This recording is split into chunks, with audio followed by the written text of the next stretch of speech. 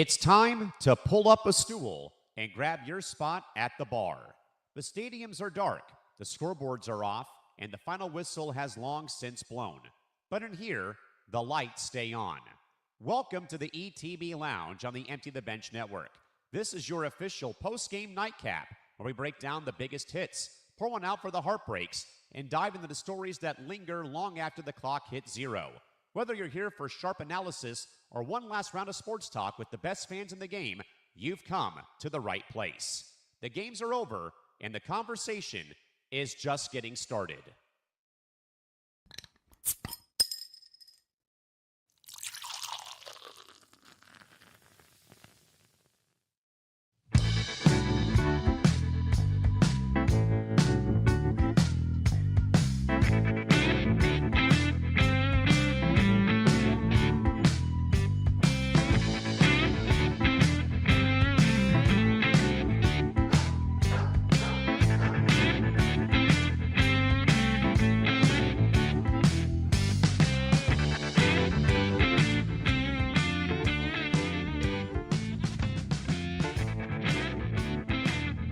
Hey, what's up, everybody? Welcome into another edition of ETB Lounge. I'm Nick DiMartino. That's Nick Morganson. That's David Waitman. That's Connor Rowland. Correct. Well, okay. I didn't know if it was Al or O. Yeah, Connor Rowland. And that's Walter Deptuck, another comic. Thanks for coming on, guys. As you can see, Callan is running a little late, so. It's that California education, didn't you know? Yeah, it's that California education and that California time management. Fashionably late. Yeah. Well, he is 3 hours behind us, so it makes a little bit of sense.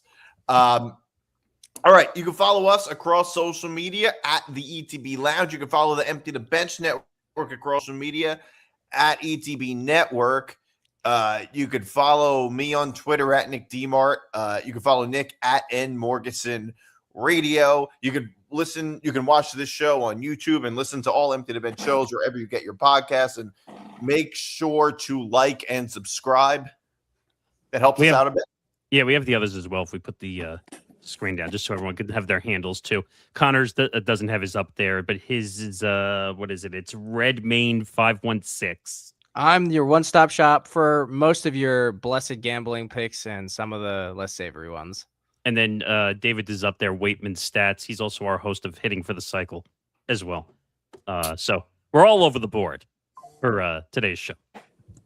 Yeah, we're all over the place today. It's been all over the place this entire week. A lot of crazy crap has been happening. You know, it's been hard to process like everything coming in. Well, particularly with the NFL draft, there's been quite a bit of news. So Zachariah Branch, the wide receiver at Georgia, got arrested. What was he arrested for exactly? It seems kind of unclear. He was in a car and he wasn't willing to move it. Of course, a Georgia football player was arrested with something that had to do with a car. Oh, no, he wasn't in a car. He was on the sidewalk. He was on the sidewalk. I thought he was obstructing a portion of the road that apparently the cop was demanding access to, whether through his vehicle or like he needed to go there or something. And I guess, two opposing forces met very passively on the side of a road. So basically two morons got together and it caused a shitstorm. Thankfully, however, his bail will not break the bank. His NIL money is safe. For a whopping $39, he's out free, jaywalking somewhere probably. I do want to say I do feel bad for him in a very minor way, because obviously this is just some stupid crap, and like he's a talented player, and the media is gonna go wild with it as they do because they're bored and they don't have much else to come up with. That's about right. Oh, I don't know this week. Well, yeah, this week has had its treasures, I will say. But Diana Russini. Oh, we'll get there later. Yeah, we'll get there. Don't worry. That is in the rundown, Diana Russini. I think she's been in the rundown too much. She was in the rundown last week too. Well, she's been. Let's see, how many shows has it made so far on the network? This one, ETB Sports, Bando's Breakdowns, Press Row twice already. MTGP. MTGP. I mean, throw a dart at a board and figure out which show it hasn't been on yet. Hitting for the cycle, thank you. Oh, that's right. Hitting for the cycle. Well, You can't talk about baseball on her, thank goodness. So At least not yet. At least not yet. Just well, wait. by the way, Vrabel was hitting for the cycle, but by the way, the thing with that receiver, you'll probably see on body cam the next day or two. Get off the sidewalk. Why? At 1:30 in the morning. So. Yep. I mean, I think that's probably what happened. The police That's what I'm officer, reading. It was something where they gave him verbal commands, something on to blocking a public sidewalk, and then he refused and got arrested. I mean, that is the stupidest reason I've ever heard of somebody getting arrested. Oh, it gets look who made dumber it. too, according to Oh. the When I report. say stupid, I don't mean it's stupid that he got arrested. It's like if a police officer tells you to like get out of the way, why are you just standing there? Oh, but he did. According to the report, he actually stepped backwards and to the right. He just didn't move enough. Oh, okay. So it sounds like maybe this cop was a little bit of a jerk. Yeah, like Tell me something I don't know. Tell me something I don't know. I think it was a power trip, but at the same token, when I read that, I'll tell you exactly what transpired through my head. I smiled, I laughed, and then I just pretty much, continued laughing because this dude got arrested for the equivalency of jaywalking. I mean, Yep. At the end of the day, is it going to affect his draft stock? Absolutely not. Will Well, he probably well- have some Twitter post about it? We don't know that for sure. Look, I think that it would affect his draft stock a lot more if he was a quarterback, but wide receivers, not as much. Mm-hmm. I would say not as well. Like quarterbacks are judged so harshly, like Facts. so much more. They care about those little things a lot more, whereas with wide receivers, people don't care as much because wide receivers are supposed to be like divas, I guess, and because of that, people have lower expectations of wide receivers than they do of quarterbacks. Go ask AJ Brown how that worked out. Well, eventually they don't want to put up with it, but Yeah, once you get old, once you get to a certain point where your production's not worth it, then they're like, wow, this guy has a terrible personality. Where did this come from? By the way, I'm trying to think of a good analogy, but like a wide receiver, it's just kind of like a wide receiver. You can have a wide receiver who gets in trouble with the law and still be a really good team. You can't have a quarterback who gets in trouble with the law and be a really good team. Like Baker Mayfield. What's that? Baker Mayfield got tackled by a cop and went Wait a number minute. one overall. Wait a minute, we're forgetting one. Deshaun Watson. Watson. Deshaun Watson. No, I listen. I don't shouldn't. think anyone's forgetting. I just don't want to be reminded of him. Actually, I'll give you another one. He's not a good quarterback, but Mr. I stole crab legs, Jameis Winston. Yeah. Well, he was. and then he followed that up with groping a Uber driver. Yeah, when he was in the league, I mean, it's crazy. Like Jameis Winston, the crab legs. That's not the worst thing he was accused of. No, not when he was at FSU. Not when he was at Florida State. It's just funny though that he got caught stealing crab legs. Morganson, how about Ryan Leaf? Oh God, don't even get me started with Brian Lee. Well, he was an addict with that one. He was a drug addict. Yeah. I mean, but at the That same was- time, he threatened to beat up a here's- reporter in the locker room. Here's I my mean, that question, just though. seems- Go ahead. Here's my question about Baker Mayfield. If he had gotten that incident where he got tackled by the cop, and that was 2 days before the draft, you think that would have hurt his draft stock a little bit? Maybe A he little wouldn't have bit. gone number one Yeah. overall. No, A little bit. Probably A little it bit, probably yes. would've. Yeah, I think the fact that was a little bit further out. But also, I think if it was like a similar situation to what was going on with Zachariah Branch, where he's on the sidewalk and they tell you to move, I don't know. I don't know if that would have bothered. I don't know how much that's going to bother teams that much anyway. It might not bother them that much. I mean, look, quarterbacks getting in trouble with the law means trouble for a franchise. Wide receivers getting in trouble with the law is just, that's just the cost of doing business, right? It's Tuesday. Like you can have that. The teams feel like they can afford that a little more, as long as it's not like excessive.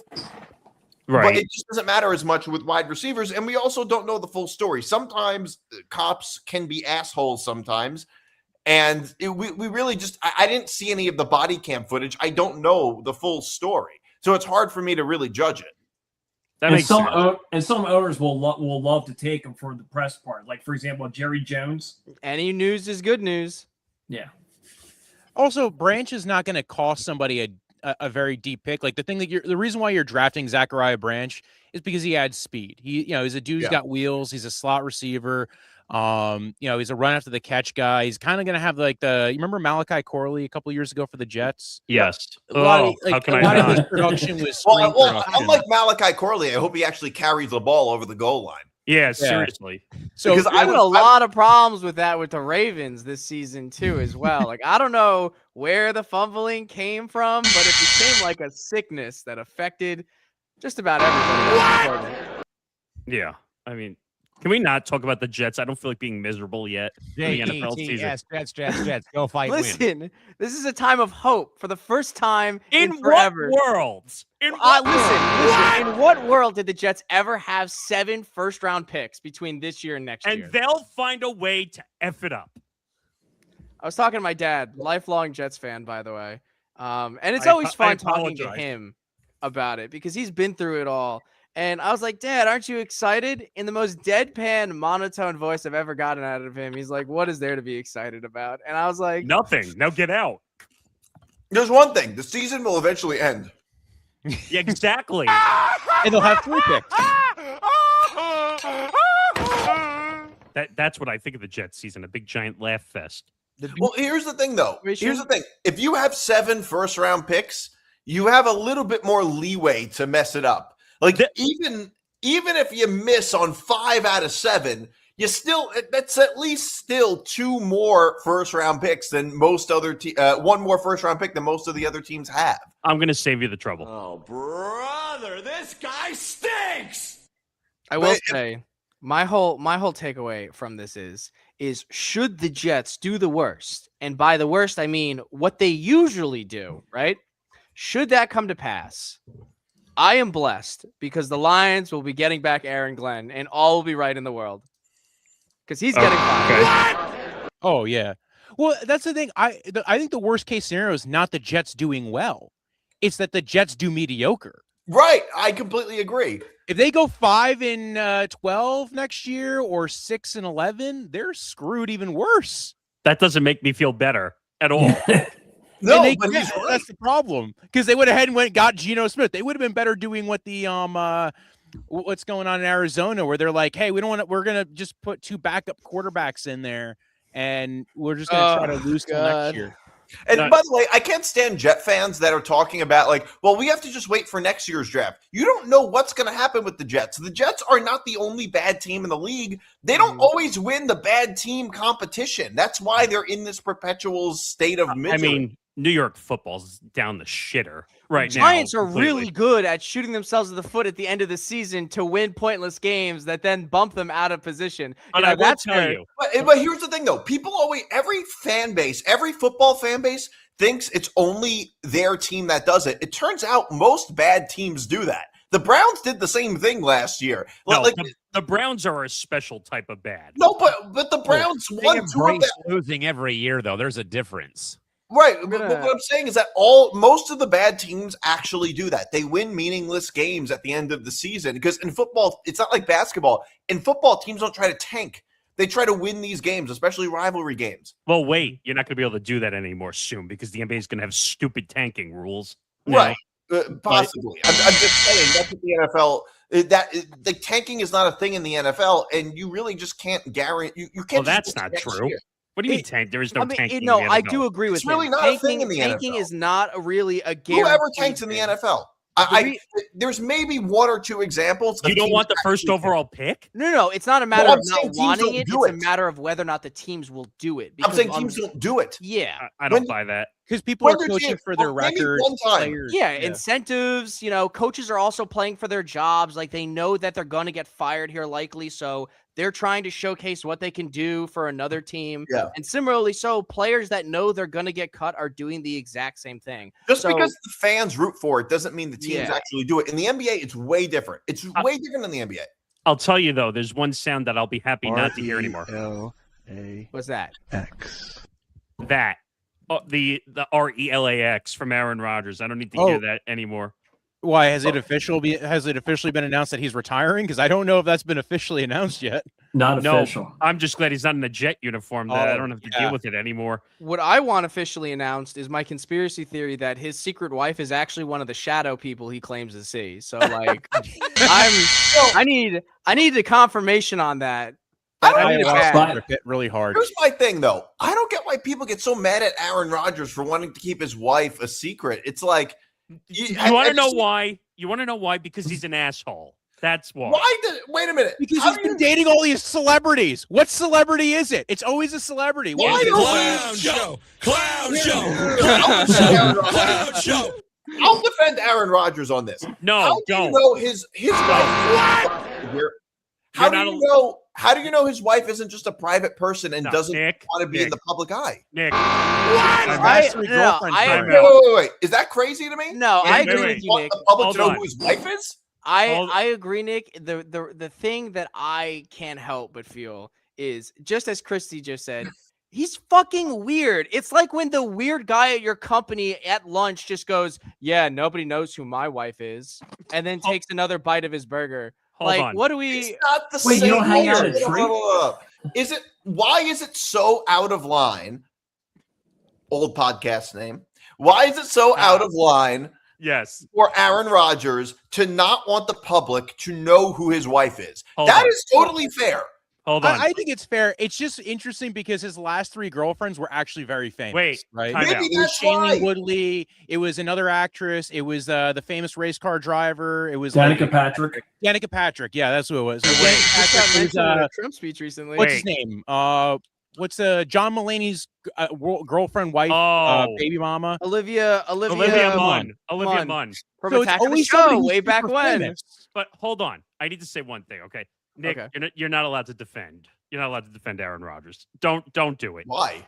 Don't do it. You really want to go down this road? Well, I'm defending him on this particular No. thing. No.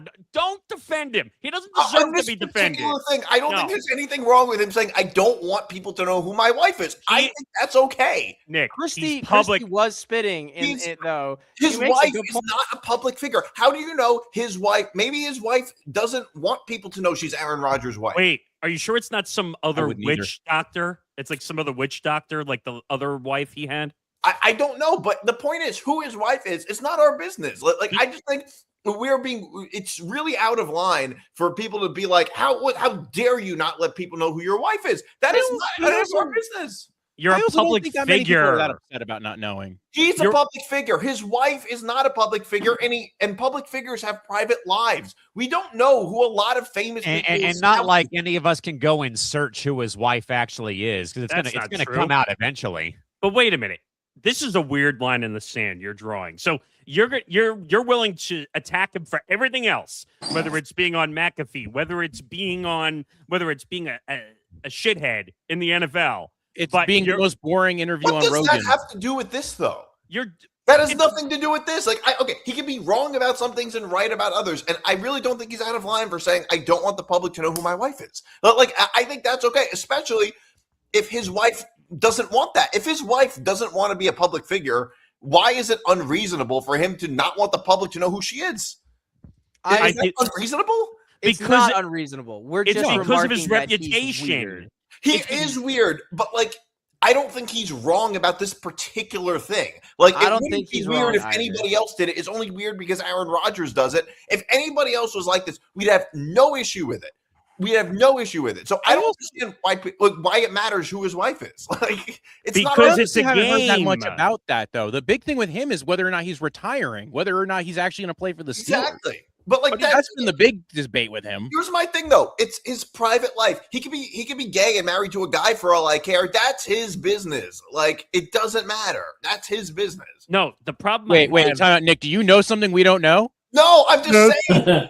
Look, if it were true, I don't know. I mean, That's what you would say if you knew. That's what you would say if you knew.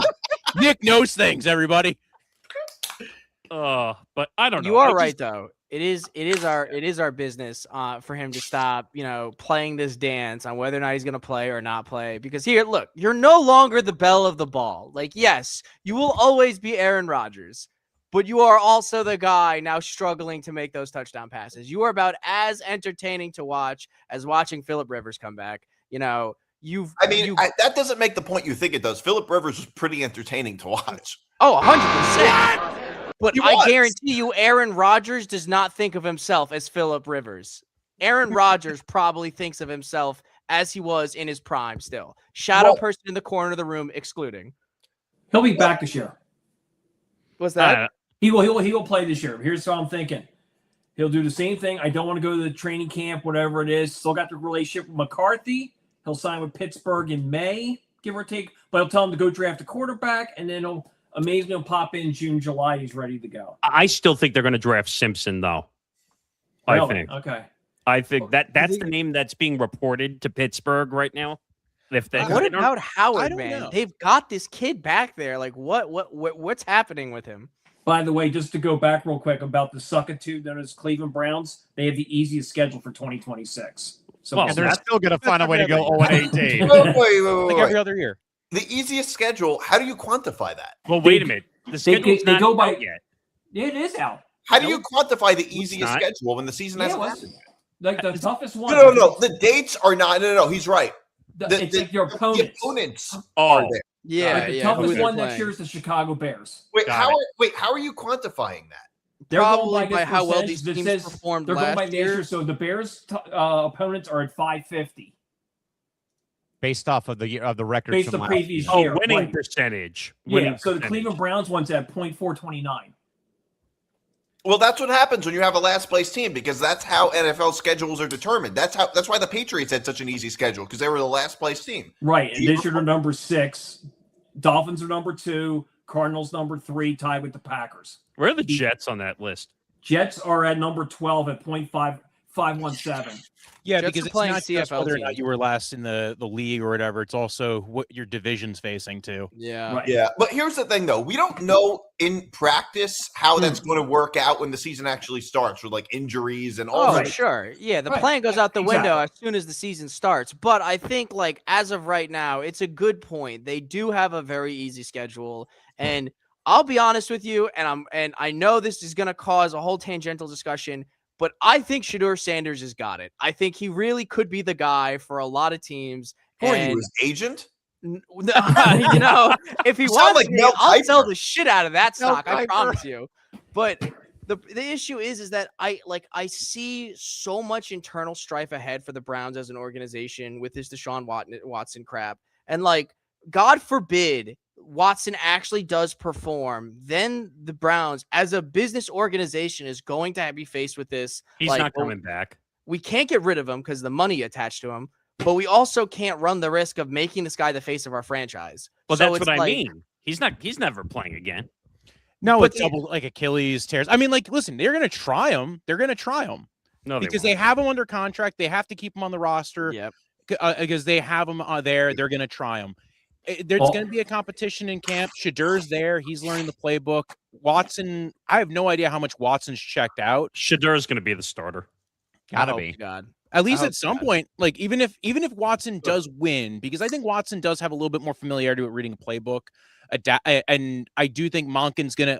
I think the weird thing is Shadur and Watson kind of have the same issues. Just Watson was way better at covering them up. He was kind of a better athlete when he came into the NFL with Yeah, the more complete Texans. package. I would agree. Yeah. And then also you had Bill O'Brien there who was more willing to adapt that offense. You had a guy like DeAndre Hopkins who can just get the YOLO balls and go up and get it.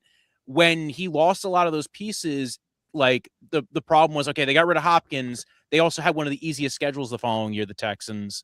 And the defenses they were playing were, I mean, trash. It was like that was the COVID year.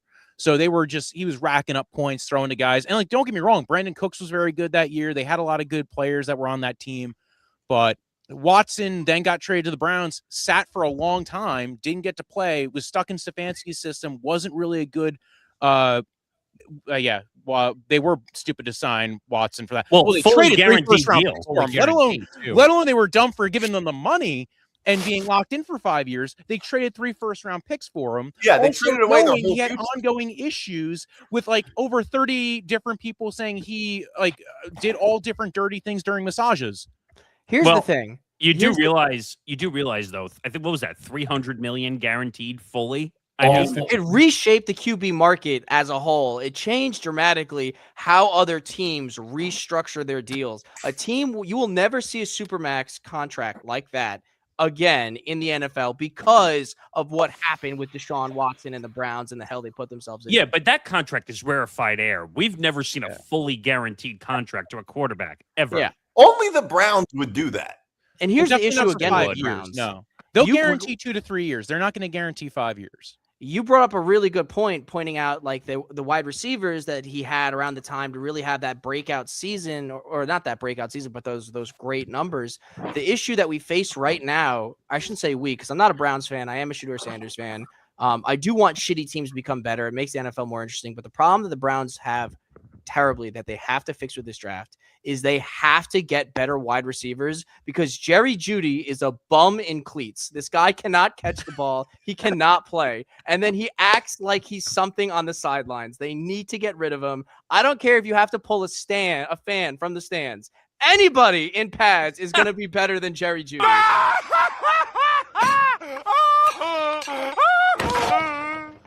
Need a wide receiver. All right, should we get back on track and now try to follow the show? Yeah, we can do that. I mean, it's not. Look, we're not that far off. We were talking about the NFL draft, so it wasn't all that bad. So here's a question I have for the panel: where will Ty Simpson end up? Well, I mean, that's a real question. I kind of said it already, where I think he's going to end up. You said he's going to end up with the Steelers. Yeah. We think he's good. No. I don't Yes. either. You don't think he's good? No. And I think this I think whole he's Dan okay. Orlovsky pushing like advertising for him because Yes. he's best friends with Ty Simpson's dad, like it's not doing the kid any credit, because his stats and his performance last season were really lackluster. Alabama was not good offensively, and you can't blame that all on a QB, but a QB Alabama. They were like a Big 12 team last year. They were, but when you watch them play, it doesn't. They still backed their way into the above damn water because of freaking Ty CFP. Simpson. I'm not saying it's all on Ty Simpson, but he did not have a great performance. He really did, and especially in the playoffs. The he looked exposure like, of Indiana. Exactly. yeah. I think the issue with Ty Simpson is not whether or not you think he can be good. The problem is there's so much risk there. The sample size is small. He played one season. You have a guy who's kind of he's not a very built guy, like compared to Mendoza, who's a very thick dude, 230. Ty Simpson's even look at this year. He got injured playing that 1 year. The things you might like about Ty Simpson is that he played kind of more in a pro style offense. You could see a lot of the pro style throws he's going to throw in the game. So you might look at his tape, be like, I see it with him because I see what I would do on film with this guy. Mendoza, and the things you might not like about Mendoza, Ty Simpson does well. Mendoza, you've never really seen him under center a lot of the time, and he does have some like pocket management issues where he'll escape the pocket, back up too far. Those are manageable. You do have to coach those out. I think that's part of the reason why the Raiders brought in Kirk Cousins, so they can get a little bit more time to get his footwork under shape. I think you might like a little bit more what you see from Ty Simpson in that regard, but there's so much risk with Ty Simpson. He's also an older prospect, so how much is he going to really develop? I get why people get there's a lot of risk with Ty Simpson. Well, I don't necessarily think there's a lot of risk. I think it depends on the team. Like if you look at if you take a team like the Jets, there's no risk. Like, well, what's going to happen? All right, worst case scenario is he stinks, and the Jets are in the same position they're in right now. It doesn't matter. Well, what do you spend on him though? Like if you draft him, that's the thing is it's the expense cost, right? Because where you draft him matters. If he lands to the Jets second round pick this year, I think it's a great pick to take him at, especially because you have 3 firsts next year and a second next year. You can take him at pick 44. Now, do I necessarily think it's a great idea? If you're a team that thinks you're not ready, but at least you can grab at 44. It's not that big of a deal because you have 2 second rounders and 2 first rounders this year. I will add to your point, the sample size of this QB draft class incoming matters tremendously, because you could say, screw it. We're not going to find our guy in this particular draft class. We'll pull other people that a team desperately needs. They'll fill up positions, get them into their system. And then next season you have going Diego Pavea, which that's a loaded gun, but his stats are very impressive nonetheless. Then you also have Trinidad Chambliss, also a really great prospect who I think is going to do great things. And arguably Arch Manning might go. And so if you don't find the belle of the ball in this current draft, current draft class, it's not dumb to wait for the next one. Yeah, but you can't. I understand that you don't have to jump at every quarterback, but you also can't keep pushing it back for next year. You can do that any year. Well, it happened last year. Everybody was saying that last year. Oh, there was only one guy in last year's draft. Now maybe now we look back and we say 2 or 3. We don't really know, but everybody was really fighting over like, okay, it was Cam Ward, everybody else. Maybe you liked Dart, maybe you liked Shadur. You know, you can push, and everyone, oh well, next year's going to be better. We keeping and a buck right now. We Dante ass. Moore could have came out. Also, Dante Moore's another one who's coming out next year too. So like, you know, like you can keep. But pushing You know it what? down the I'm line. mad at Dante Moore right now. I am. This is a bad class though this year. The quarterback. No, but absolutely. Dante Moore is I don't know, an asshole. That's what I'm going to call Dante Moore. But did he decline an invitation? No, Do we- money, baby.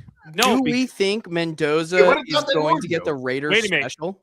I'll give you the reason, because he was going to be the number 2 overall guy in the draft, and then because his agent was playing the back and forth game, he got him the money so he wouldn't get drafted 2nd overall by the Jets. Well, did you want the Jets to draft him? I like Moore. I think he's a good quarterback. No. He was only in college for 3 years. He's 20 years old. Do you think it's a good idea to hand the keys of the franchise over to a 20-year-old? I That's just another do. Anthony He's not Richardson even old enough to situation right drink. there. But wait, I don't like what these agents now are doing in college football, tugging the strings for the draft. The agents need to stay out of the draft But process. that's not a Dante Moore. That has nothing to do with Dante Moore specifically. That's just an agent thing. Like, like that has nothing to do with it. Oh, well, it's because these players are not hungry enough to be drafted to the NFL. That's no, why. it's not because they're not But hungry. also, I enough, think it's a because good thing. they're I think this is a good thing for Dante Moore because he's going to get more reps in college. Like one Yeah, of the biggest exactly. problems we've seen with college Yeah. quarterbacks, they come out too soon. NIL. That's They're the not problem with developed. that's the problem with Ty Simpson. They need to spend more time Ty in the oven. Simpson has been, and the thing is, Ty Simpson is 23 years old. Dante Moore is 20. 20-year-olds should not be the leaders of a franchise. I don't like the way it was handled. I don't. Why? I don't. Because I don't like that NIL is controlling the draft. That's Wait, why. like what specifically about Dante Moore didn't you like about how it was handled? I'm saying I don't like the fact that he basically was given a get out of jail free card to avoid the Jets. Well, he would have.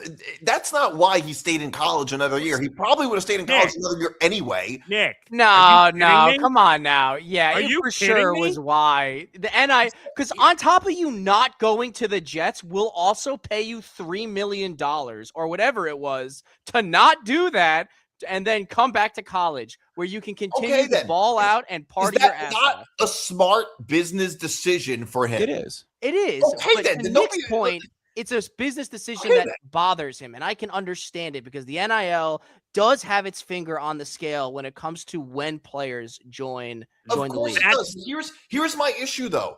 He would have been set up for failure going to the Jets, and Jet fans would have been mad about drafting Dante Moore. Oh, The I'm whole- sorry. Some Do you teams think have that Dante culture, Moore you know? under Aaron Glenn would have been successful?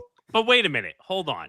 The point I'm trying to make is years ago, what was it, 5 to 6 years ago before the NIL came in? Oh, longer than at least. A little So- longer.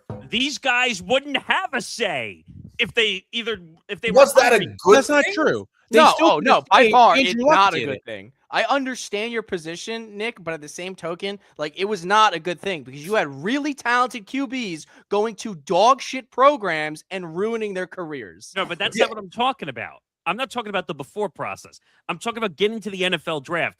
These guys have a golden ticket out to avoid teams they don't want to go to because of the NIL money. Only for so long. Yeah, only not really because They're capped most at of how the long they could be in teams, college. teams with top 10 picks are not Wait a minute. exactly Nick, desirable teams. Nick, Trinidad Chambliss. Do I have to say it? Well, no, that's a Hey, totally different hey, issue. you leave Trinidad That's- Chambliss out of this, all right? That's my guy right No, there. no.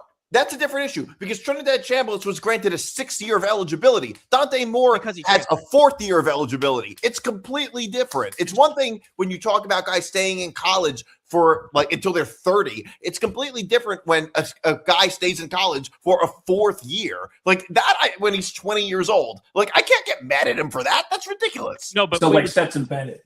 no, but well, Stetson Bennett Right. was never Stetson Like, it's Bennett not was the never same going to be a thing. quality quarterback, though. I'm just saying 27 still in college. Right. But my point is Carson that Beck. these guys are not hungry enough to go to the NFL because of that money. Sure, but so what?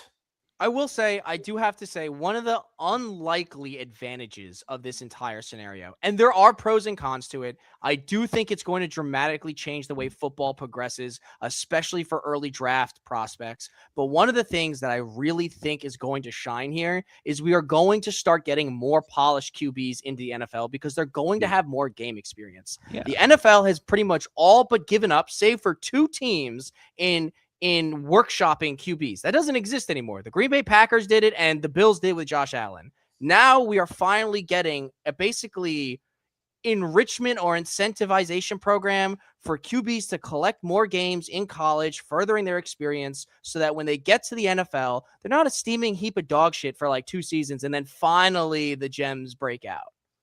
Well, Josh Allen was in college for he was at Wyoming for 3 years and went to, I think, junior college for 1 year. So he had a lot of Josh Allen had a lot of experience in college, and quarterbacks with more experience are better when they get to the NFL. Or I shouldn't say better. They're in a better position when they get to the NFL. And Anthony Richardson is a complete opposite version of how that happens. He had almost no game experience. Anthony Richardson was a decent college quarterback, but he wasn't ready to go to the NFL because he was like 21 when he got drafted to the NFL. But he also had no games also underneath didn't have his belt. any- He he didn't didn't have really any play. They Wait a saw minute. like a few clips of it, and they were like, "This is the guy." Yeah, and then the laughing stock that Anthony Richardson is saying, "I take me out of the game. I'm out of breath. I can't." I might have been at Anthony Richardson's last best game at New England, where he had a game-winning drive, and ever since then, like I've not heard about that guy ever since. Anthony Richardson was in college for 3 years. He got drafted to the Colts when he was 21. So what? Well, that's what happens when you draft 21-year-olds. Nick, he was in school for 3 years. Okay. That's not enough, though. That's not enough time. It's not really enough time. He's 21 years old. 21-year-olds are not that mature. Make all the jokes you want about Carson Beck being fucking 30 and in a 101 economics class. He does have a ton of experience now. And I would like to see what a QB with double the amount of experience that the average QB flop has gotten. And let's see what we get. Also, Richardson only had 13 starts in college. Exactly. He had more 13 appearances, games. but he only started 13 times. Right.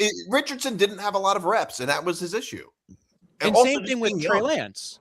Right. Correct.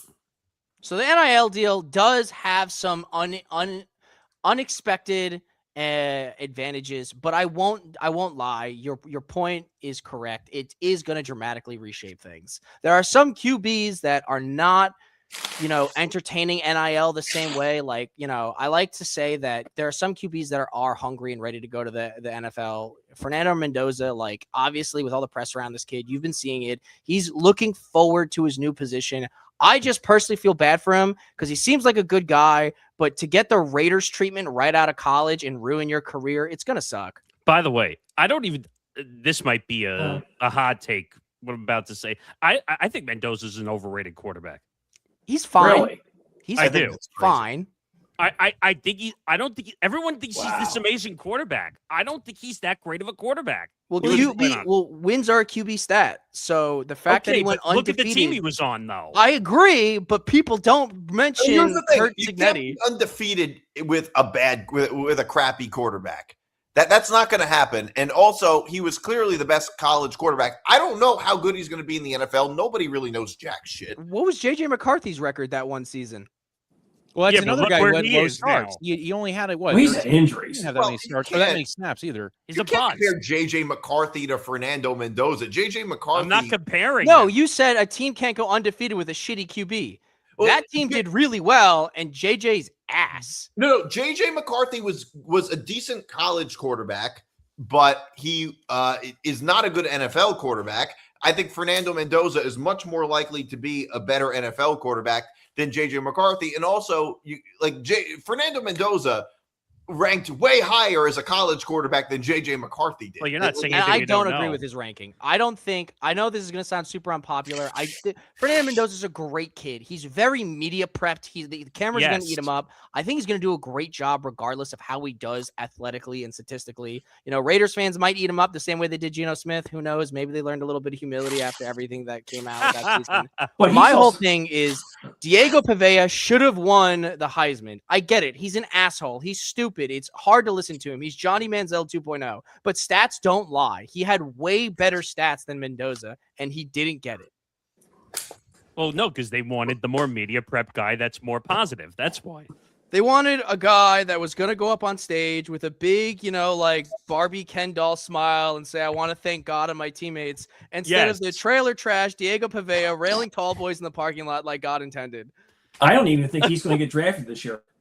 I don't think so Pavia? either. Pavea. Yeah, I don't think he's going to get drafted either. He's going to get drafted. I thought Who? I heard He's talk about how 5'10". he wants to go back to college. Well, wait a minute. He's Do you think- in the draft. They were actually ranked him like at 280 something. I don't think he's going to get drafted. He's Do you think this is 5'10", gonna- too small. Do you think this is going to be like a Shador situation where his number is high, but he's going to get drafted like 3 to 4 Maybe. rounds later than he normally does? Well, not quite, because Shador Sanders was projected to be a top 10 pick. Yeah. Right. And Yeah, so and far he's shown us that he should have been one. I don't know. I No. think people were too overhyped on him in the draft. Well, I here's the think they thing, were though. turned off though by his dad, sadly too. Yeah. That's the thing, though. I think he's too influenced. Like, his dad is teaching him a lot of the wrong things. Yeah, his dad prepped him. Like, listen, he definitely went into the draft prospect with a massive head, and he got ego checked. I Yeah. think he learned He got from humbled. it. The way I see got him in front of humbled. the camera now, I think he learned from it. Mm. But the reason why I say I think he was a top 10 is because we can all agree here. Doesn't matter what team we play or that we love to see play. It doesn't matter like who is our favorite player. We can all objectively agree that the Browns are terrible. They're a terrible team and a terrible organization. And for him to perform as well as he did as what he had with the whole Kevin Stefanski shit going on in the locker Well, room. you're talking about Kevin Stefanski like he's Aaron Glenn. Kevin Stefanski didn't do such a bad job in Cleveland. We got don't into the know playoffs the specifics of what happened. Like I feel like there was definitely a power struggle there between Stefanski and the GM because he never wanted Shador and he made it very clear and he was willing to tank the season rather than trying Shador out. There was many times early in the season where they should have put him in and they kept on with Dillian Gabriel and it made no sense. But they didn't tank the season. They won 2 out of their last 3 games. They didn't tank With the Shador. season? They didn't. They waited had a to bad the season. last They didn't- like 4 games to put Shador in of the season. Well, because they were very unsure of him. I also You think could like, a be lot even of, more like, sure of it's very Dylan easy- Gabriel. He's cheeks. He's playing The cheeks thing right is, in they front had, of you. 5 very quarterbacks on their easy. roster. They had First of like 5 all- quarterbacks. Yeah. It's First of also all, very easy from the But why outside. are we pretending that Shador Sanders had this great season? I mean, he made We're a couple not. of I am. I'll Oh, admit it. Mike muted. I am. Nick muted himself. Nick I got am so a far up his Shador mic Sanders dick rider. I think he's going to be special, and I'm gonna come back on this moment 2 seasons later and be like, "Told you so." Well, here's I also think Monken might be a better fit for Shador than did want him. what Stefanski did. I think with Stefanski's that guy who he learned the Kubiak offense, right? Oh, That's what he, Gary came into Minnesota, helped him go ahead and install that. He brought that over to Cleveland. It worked for Baker Mayfield a little bit more than it worked it worked way more for Baker Mayfield because they got to a playoffs. Baker tears up his shoulder. They go, you know what? We're getting rid of Baker. We're bringing in Deshaun because we think Deshaun off this really good year. We can go ahead and install him and see what happens in this offense.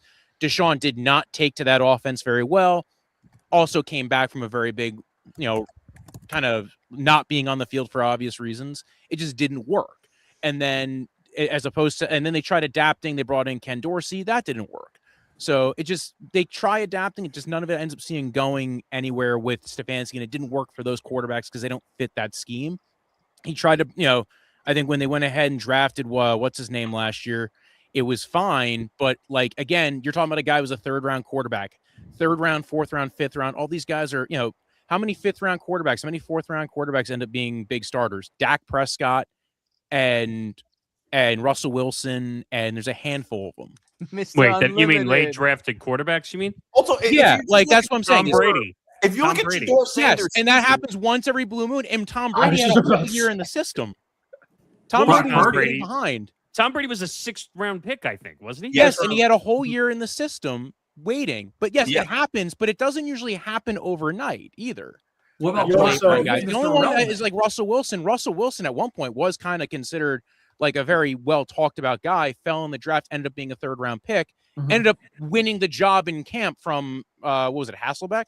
yeah, Yes. You also have to take a look too at the late round quarterbacks you're talking about, the coaching staff and the personnel that you had around these type of guys. I mean, Yeah. Brady obviously had. I mean, I'm biased because I'm a Pats fan, but Brady obviously had arguably one of the greatest coaches ever. I mean, obviously with Russell Wilson with Seattle, Pete Carroll, he's arguably one of the top 10 coaches out there in terms of, I don't know all time, but he's up there. So it also that helps as well. but all I'm saying about Shador Sanders is, I mean, why are we pretending that he had a good season? He objectively didn't. He had his touchdown to interception ratio. He had 7 touchdown passes, and Wasn't he and top 5 in interceptions, Nick? what's that? Wasn't he like top 5 in interceptions? He had 10 last year. He had 10. He was so many more. which for a quarterback, he had 10 interceptions last year, which is quite a lot for a quarterback who didn't play very much and also only had 7 touchdown passes. That's one of the worst touchdown pass to interception ratios in the league. But we're making the jokes just 5 minutes ago. Who is he passing to? I watched. That's it. I'll never forget. Two of his interception stats was because a defenseman ripped the ball out of Jerry Jeudy's hands after they already caught it, and because it was considered bobbling, they counted it as an interception against Shador. Sure, You know- I'm sure that's true. A few of them probably were. He still has pretty dog shit numbers with that. Like, all right, fine. Like the numbers still aren't very good. Like if I were to tell you, okay, he had 7 touchdown passes for 8 interceptions. If you want to play that game, look, the touchdown passes that he threw were just very basic throws. Like, I don't know. Then That could go I'll all play- different I'll ways. play But play that in devil's context. He only started 4 games and he has nobody to play with because he's on the Browns. If you tell me you started only 4 real games and you got 7 touchdown passes alone, that enough to me is like, okay, get some weapons. This guy can ball. I think you're making Because a you have strong argument for Jameis Winston having a comeback from last year. Oh God, please don't say that. By the way, Ward, Geno yeah. Smith led Played the the You know, Jesus. wait, you were talking about Shador Sanders. Dylan Gabriel had 7 touchdown passes and only 2 interceptions. You all year. can't he tell played me way that more you think games. he's going to last. Yeah, but okay, he played way more games and also only had two interceptions. So if you want to look at like a ratio, or if you want to look at stats, Dylan Gabriel had better stats than Shador Sanders did. I will admit Shador was risky with the ball. He was Like, I'm very not, reckless. I'm not denying that. I just saw more potential, I personally feel like, in Shador than I did Dylan. And I think time will prove that, you know, but that's Maybe. also been the case for like a lot of teams in this last season. We saw some starting QBs lose their position to the second string QBs this season. So, you know, I feel like a lot of performance has been up in the air across the board. I think Shador Sanders could end up being a very good player. I'm not doubting that he can't be. I'm just saying I didn't see it this year. Like nothing that he did this year makes me think, oh, he's going to be a star. Nothing makes me think that based on what we've seen. He was one of the best college quarterbacks. He was the second best college quarterback in the 2024 season. But from what he's done with the Browns, maybe he'll turn into something. I'm just saying I have no reason to believe that from what I've seen. That's it. And also- I can play devil's advocate in a way. I agree with Nick in terms of I do feel like Shador, even though he had 10 interceptions, I feel like he had a lot of turnover worthy type of plays in which he could have had more. But I will say on Connor's standpoint, the personnel that he had, I mean, it's the Browns. Like you're not obviously working with a lot, and your best overall offensive guy was Quinton Junkins, who was a running back. So almost half the type of plays that he was throwing to are basically practically in the backfield of things. So if you want to throw it vertically, which it was in quote Shador's one of the biggest things out of the draft, he needs to have a couple of guys maybe that he can at least throw to downfield. In terms of Drake May, he was criticized the whole entire year about his schedule, right? So people obviously are going to say, well, he didn't play anybody. So does that mean the type of quarterback he's whatever he's not good enough because he's played all these opponents. It's the type of situation you can't really go. It's weird. It's weird. I think Drake May has more to prove, but I think there's less stakes involved. I think a lot of people, whether you're a fan of the Patriots, whether you're a fan of Drake May, we've seen enough out of him that he no longer has to prove he's the guy. Now he just needs to get better. And this next season is going to be super influential to that. They're a young team, a young head coach who all that Diana Russini crap aside, he knows ball. He knows what he's doing. I am very looking forward to seeing Drake May go up against some teams that will force other people to go, okay, they played a good team. They beat a good team. He played well. I think we'll see it. All right. As a Pats fan, I'm excited for his overall development. I still think there's a lot of room to improve for sure. Was he great in the playoffs? I don't think he was. But, you look at the regular season, you obviously saw the traits there. Nick Morganson throughout Football Forecast, every single time during – Drake May, people criticizing him. Nick was a Jets fan. He was, as nice as possible. I'm sorry. I'm going to laugh every time someone says that. I'm so sorry. What? No, because I saw so many people criticizing Drake May not playing anybody. Yeah, I can understand, but this is not college football. You play who you play in your schedule. You at least you got experience in the Super Bowl too, even though it wasn't great. You never know. Here's what I'll finish on, and then I'll let Nick transition the topic. That he's right. I did actually defend Drake May as a miserable Jet fan. Yes, I did. They're gonna pull your card for that, Yeah, well, they can have it. Woody Johnson can go F off. But go ahead. Yeah. All right. So quickly, can we just give a quick round of takes on the Dexter Lawrence trade? Because we didn't even talk about it. I love it. Destruction. Wrecking ball on the Giants, basically. Well, you're saying Bengals move. You're saying it's a bad move by the Giants or a good move by the Giants when you say that? I don't think it's. I mean, you're gonna say it's a good move because now they have the 5th and the 10th overall picks. Yeah, but I think this is a destructo bomb to the Giants roster. I think it's good. Lawrence, no, I think it's about as good as you can get. It's there is a silver lining to the cloud, but Dexter Lawrence was such a key piece. He's such a unique player at nose tackle. Yes, he's coming off a bad year, yes, but also is coming off an injury. Also, their defensive coordinator was terrible. Shane Bowen is probably the worst D coordinator in the NFL. They were 32 last year in every freaking metric. Terrible against the run, terrible against the pass. Lost them games against the Dallas Cowboys. Shane Bowen was terrible at DC. It took him forever to fire him, and that should have been that's what cost Daboll his job in the end. They should have fired him mid-season. Game.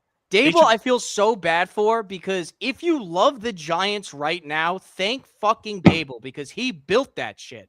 All those players there are ones that he picked out. And I'm telling you, I agree with Nick. Daboll's not a good coach. I have mixed feelings on Daboll because I think part of it you could look at like Connor's saying with the eval, very good at evaling, very good at developing guys, figuring out what they do well, designing schemes that work for guys. Made Daniel Jones look really good that one year.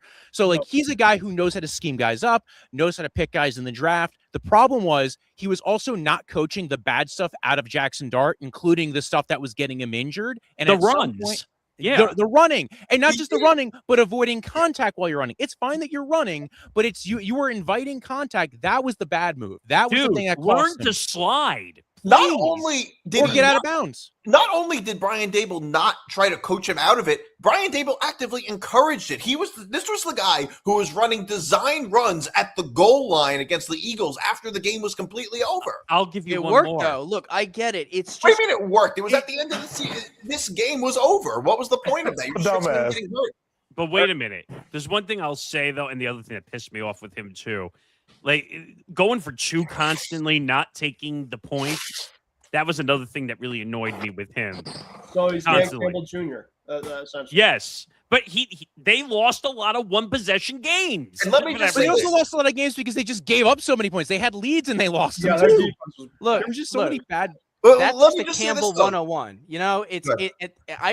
Aggression is good in the NFL. It makes for an enjoyable watch. It makes for enjoyable gameplay. We can all agree it's dumb as a coach. It can make you also appear as a bad coach. One things that I always say, and When I say this, I'm not comparing the two and saying they're on similar platforms here.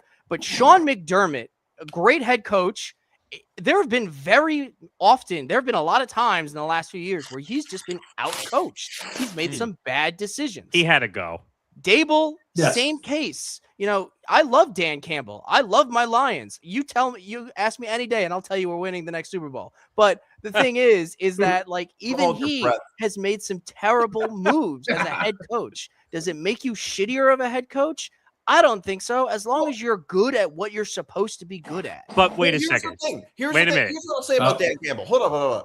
Dan Campbell hasn't won a Super Bowl, and when he lost his two best coordinators, the team they had a losing record this That past makes year. sense. That's expected. Like for anyone who's like, oh, we're going to keep the wheels on He the bus was after. riding They the have great- coattails of his coordinators. It's a When Andy rebuild. You Reid- can't Hold say on, he's hold on. riding his If Andy coattails. Reid- It if happens. Andy Reid loses his two coordinators, are the Chiefs going just 8-9 just because of that?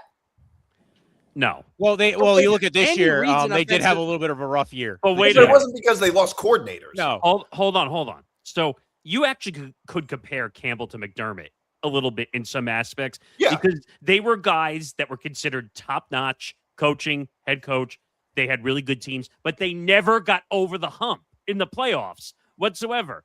That's I why- don't think that's no. Here's if you want to hear from a Lions fan, and maybe you've heard this before, but what killed us in those last few seasons, especially the dream season where we got dunked on by rookie Jaden Daniels and the Commanders, is oh my God, the athletics and strength coordinator, that dude needed to have been fired seasons ago. We kept on having the same injuries to the same players at the same period of time in the season because we kept on getting hurt. We were using dudes in our third and practice squad in the middle of the playoffs because we had nobody else to play. But wait Now, a minute. any team can say if we're healthy, we'll make it. But did the Lions have, who else had a worse case of the injuries than the Lions? I don't disagree with you on that, but actually, I'll give you an example. The Niners typically have the worst injury problems than the Lions. Yeah, that's So true. here's how I feel about that. That's conspiracy fair. theories. It's the electromagnetic waves.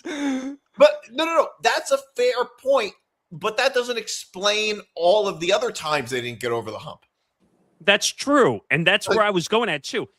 Dan Campbell is not a great coach when it comes to the clutch. I'm just going to say that now. How many times has he gone for two and blown up their opportunities to He win did games? that against the Last Niners. season, that was really bad. I think it was because he was trying to see if he could still run the team the same way he had when he had his two coordinators, and that was an unrealistic expectation. I think. Not this Wait a year. minute. I think he forgot he had a field goal kicker on his team at times. David, help me out here, David. Please back me up. I'll say this. I'm actually going to back you up on this because I honestly think Campbell is a good coach. He turned over that franchise. Now, listen, you'll see. We've seen this with every good head coach where they have issues. They'll get to the playoffs. They'll get to a certain point. They have setbacks. But the big thing is this is a big year for Campbell, right? Last year they had a setback. The OC didn't work out. They let the weird thing is that they let Engstrand go with Aaron Glenn to the Jets. I'm shocked they didn't bring him back because Engstrand was actually pretty good at OC. It's just they had nobody really other than Garrett Wilson working for them. So I think when you look at what's going on with the Lions, how do they adjust after all the okay, it didn't work last year. Who'd you bring in? Is it working? Okay, you had two bites at the apple. It didn't work. Now you're getting to that point where, okay, we got to figure out how you get past that hump. What's the next step? Why is this not working? How do you fix it? Now they're also dealing with the fact that they just lost their tackle. They cut Taylor Decker. So last year they lost their center, the Ragnar, who made a big deal about that offensive line. That was a big part of that offensive line. Rank the tank. This year they lose Decker. So Traded Campbell. the running back. What was it? They traded their running back too, Montgomery. David Montgomery, and that's my That real doesn't really fear. bother me that much. No, I no. like Here's why Montgomery, it but- absolutely should. I Yeah. love David Montgomery. That dude is going to score average 2 touchdowns a season on the Texans. He'll do great there. That's not the problem. What kills me is Jahmyr Gibbs has been Sonic and Knuckles for the last almost 3 years. Yes. His body will not be able to withstand the injuries that he's going to accumulate in the season without getting the rest that David Montgomery provided. What's going to happen is they're going to over-rely on Gibbs, and 3/4 of the way through the season, he's going to go down, and he's not going to get back up. And we won't have Montgomery there to step in. I agree. I just want to say real quick too about I'll be quick on this and I'll get off of it. The Lawrence trade. For the Bengals, it's a replacement for Hendrickson, but their back seven is still dog shit. It is It's a terrible It's trade. Peyton Oh, yeah. Richey. They Wait a minute. You only overpaid fix so like much of crazy. your D line. Well, you only fix so much of your defense at once. It's a good thing that they at least fixed some of their D line, and they had But- made additions this offseason too. Yeah, but Wait the a thing is, they gave all that money to Burrow and Higgins and all their offense, and their defense still. I mean, it's still gonna be bad. That team is dog shit, and I don't care who the head coach of that team is. They're never going to figure it out. Well, no, the issue is the only way that they could figure this out is if Burrow, Higgins, and Chase all agree to a pay cut so that they'd have the cap not space gonna that happen. they need to fill in the holes that they have. They can't keep doing this offense-only strategy of, if we put 40 points over their head, then naturally we'll win. Yeah, Because but another no team will put Hendrickson. 40 points on them. But So that's you why think they about no traded defense. Dexter Lawrence. I'll say here's a quick another That's thought why too. exactly. I was just gonna say that, but I'll be quick. Let's Do hear you it, think David. Burrow's doing an Andrew Luck too, with his like I'm not happy mentality? I think No. he might go He's somewhere gonna after the stay in season. Cincy. I think he might go somewhere after the season. I I always just think a retirement. I just wanted on the record, and Nick and Ben both know this. I took shit for 2 years in a row saying the Bengals were a bad team and that they were Well, going to miss the dude, you playoffs. get shit for a lot of things. It's a- Well, people, No, their but- defensive coordinator was Wait a minute. overrated. Hold on. Didn't I say that I thought they were going to be a bad team and they were going to Well, miss so- the playoffs? 3 years ago, the 2023 season, you did, and you were right. That happened. And they were bad again years after that. I said they were going to miss the playoffs. They missed. They're not a good team.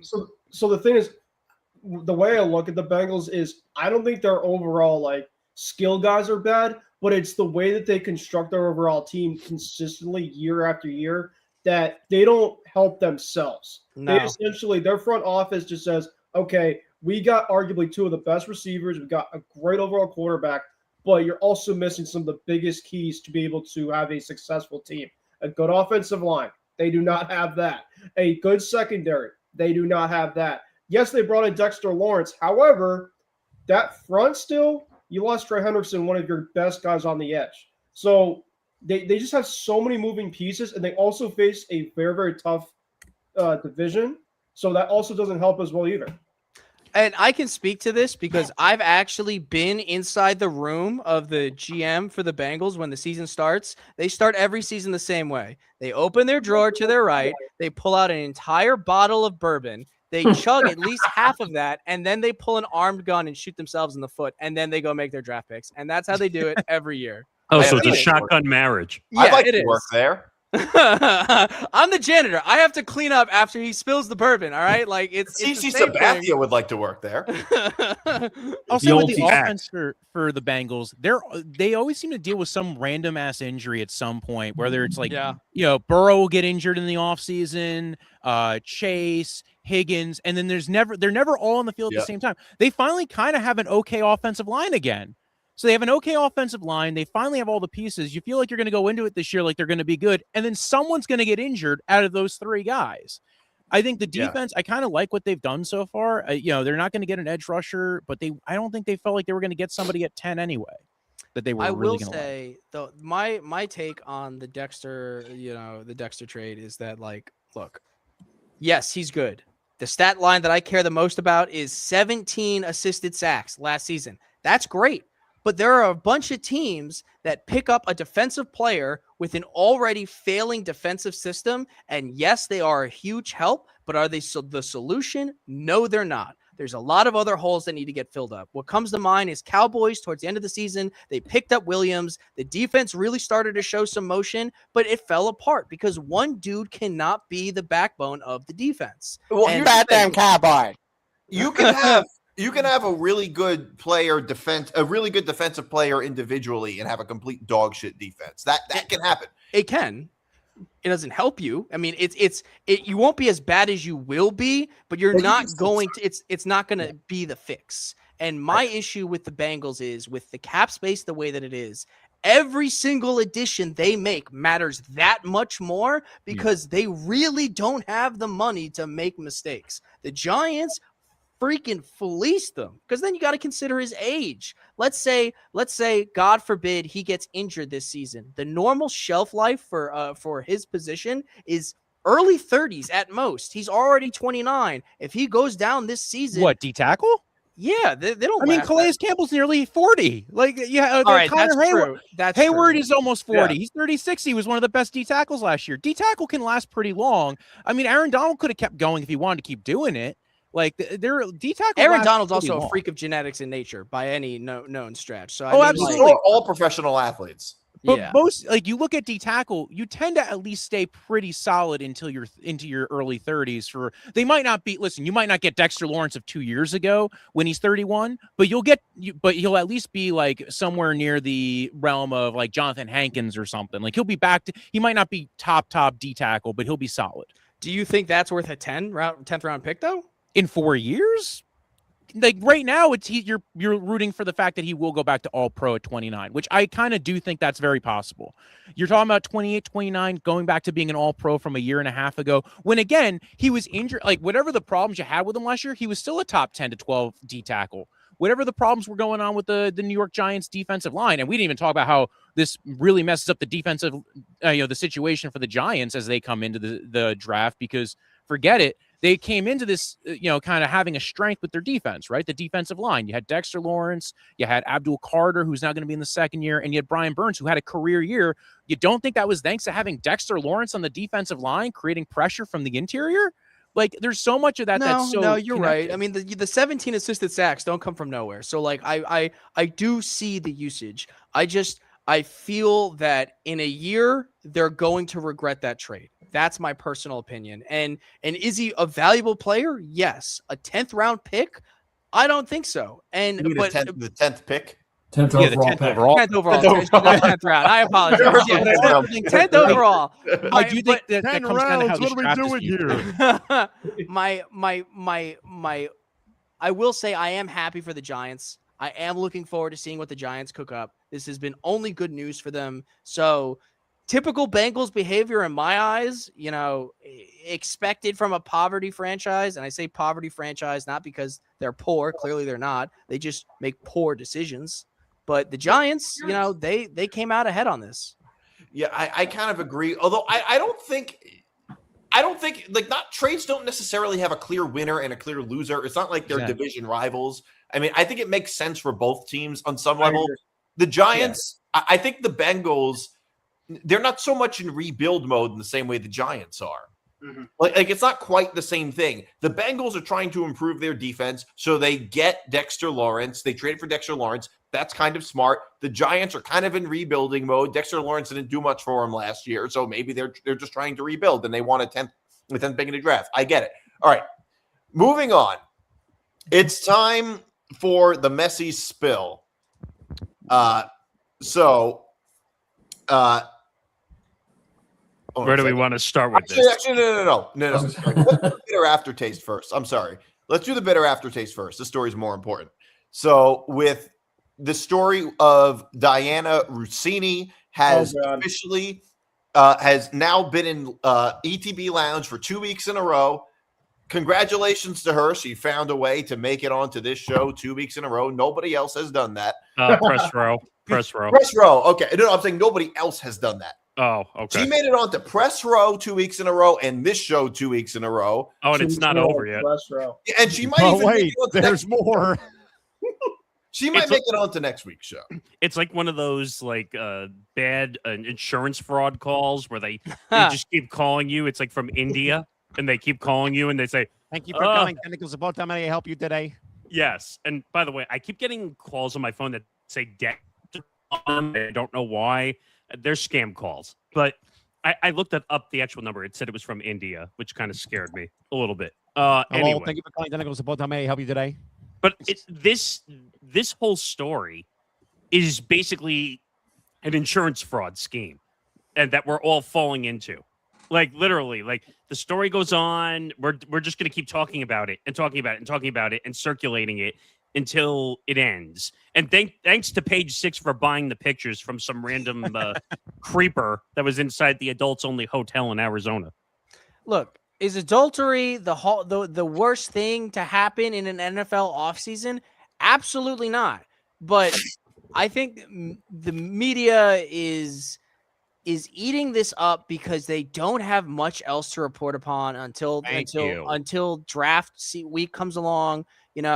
I think, and this is no stranger to all of us, American journalism at its core is yellow journalism and an attention economy. They're going to produce the crap out of the story because they don't have anything else going on. It's for clicks and views. Let's just the moment, you know, that player, I'm blanking on his name right now. I apologize. But the moment that player got arrested for being on the street and getting posted with a $39 bail, I looked at sports news and that was all that they talked about. I had to scroll down 3 whole pages to get to Diana Russini. Just call it clickbait journalism. That's what it's called. Here's the thing, though. People like to criticize the media, but it's not the media that drives news. It's the consumer that drives news. It's the same reason McDonald's and Burger King are so profitable, because a bunch of fat Americans just want to eat it all the time. Like, at this where point, are the fatzos eating up these stories, and people are just like, oh, the media wants clicks. But wait a minute. No, time out. Hold it. Stop. Time out. Yes. Time out. So before you start going around and saying the media is conjugating this whole story and pushing it out, look at the people who are involved in the story too. No one's talking about Mike Vrabel at all because he's an NFL coach.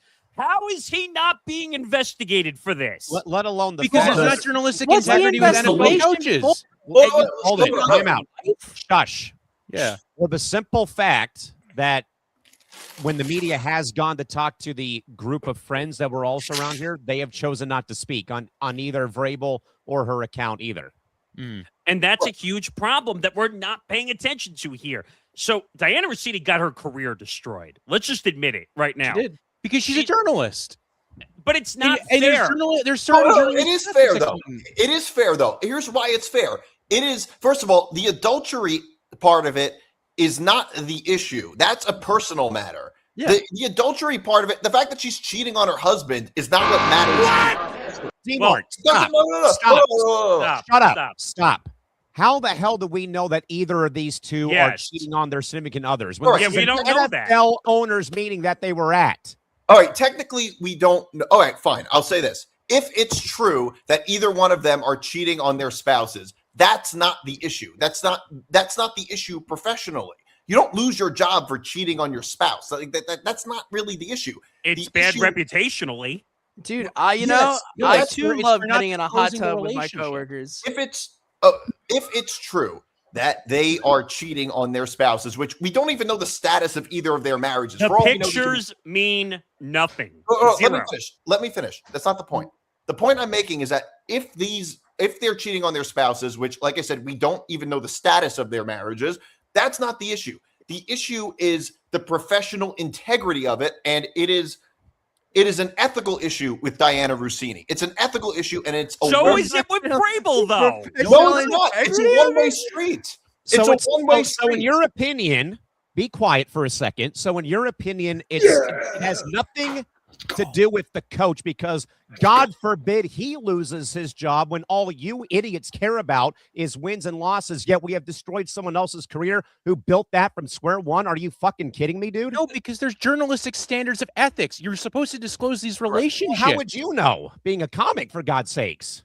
Well, you don't think that's easily. First off, you don't know what I do in my other jobs beyond being a comic, but also you don't think that this is this is already why it was discussed so much, was because you have to disclose these relationships. I She's a think- voter in the AP poll. Well, hold on. I think what he's trying to say is that if she's going to get investigated, like the Athletic did a full investigation. Because they're her If we're employer. going to dig her grave, then dig Mike Vrabel's grave, too, at the Because same what time. they're doing is not the same thing. What are you It's not talking the about? same thing. It's an Hey, ethical. how is it not the same thing? It's not the D-Mark? same thing I- because Diana, in Mike Vrabel's case, it's simply a moral issue of him cheating on his wife. It's not Diana a moral Russini's issue case- for anybody when a picture doesn't tell you what actually happened. I agree. I get that. But that's not the point I'm making. The point I'm making is that if this is all true, it's an ethical issue for Diana Russini as a journalist. It is not an ethical issue for Mike Vrabel as a head coach. Because you It's only like- care about wins and losses. No, because it's not. Because you only care about wins and losses. Well, I'm not a I Patriot will. fan, so I Let don't me care either jump way. in here That's for a not the quick point. second. Let me jump in here for one quick second, because I do hear 3 sides to this story. for starters, to give a little bit of background, because Callum, you did bring it up, like, do you have the professional experience to understand what it's like to be a journalist? I did go do broadcast journalism for quite a few years in college. So I'm not saying I worked as one, but I did take time to train as one. Not the same thing. I agree. However, it is true that as a journalist, you do have to have a certain sort of separation from personal life to professional life. And given the fact that she was covering the Patriots, that is a clear that is a clear conflict of interest. However, but wait a minute. Let him finish. Let him finish. Okay. I do agree that there is an unfair dual standard here, but I do think the media has nothing better to do than create these clickbait stories because they're waiting for better content to come out. Here's the thing. NFL as a business doesn't give a flying fuck about moralities. And we can go back to the Deshaun Watson thing. You have a masseuse sexual assaulter guy that but he got suspended. Suspensions don't mean shit, man. You're still making millions and you still have your job. If you're willing, you don't get paid during a suspension. Not during the suspension, but he still has the job. If your coworker got arrested for sexual assault and then came into work the next day, every single one of your coworkers would absolutely treat him differently. And that's true. It could be a civil suit later down the line, but more than likely they would get terminated. The fact that the NFL does not fire people over these sorts of offenses proves that at the end of the day, they don't really give a shit. So long as it's not like a media nightmare, and this isn't a media nightmare at the grand scheme, this is a media blip that has unfortunately steamrolled Diana's career. This isn't as big as it is. The NFL doesn't care, and historically they do not. But wait a minute. So we've heard the saying before: it takes two to tango in a conference in a situation, right?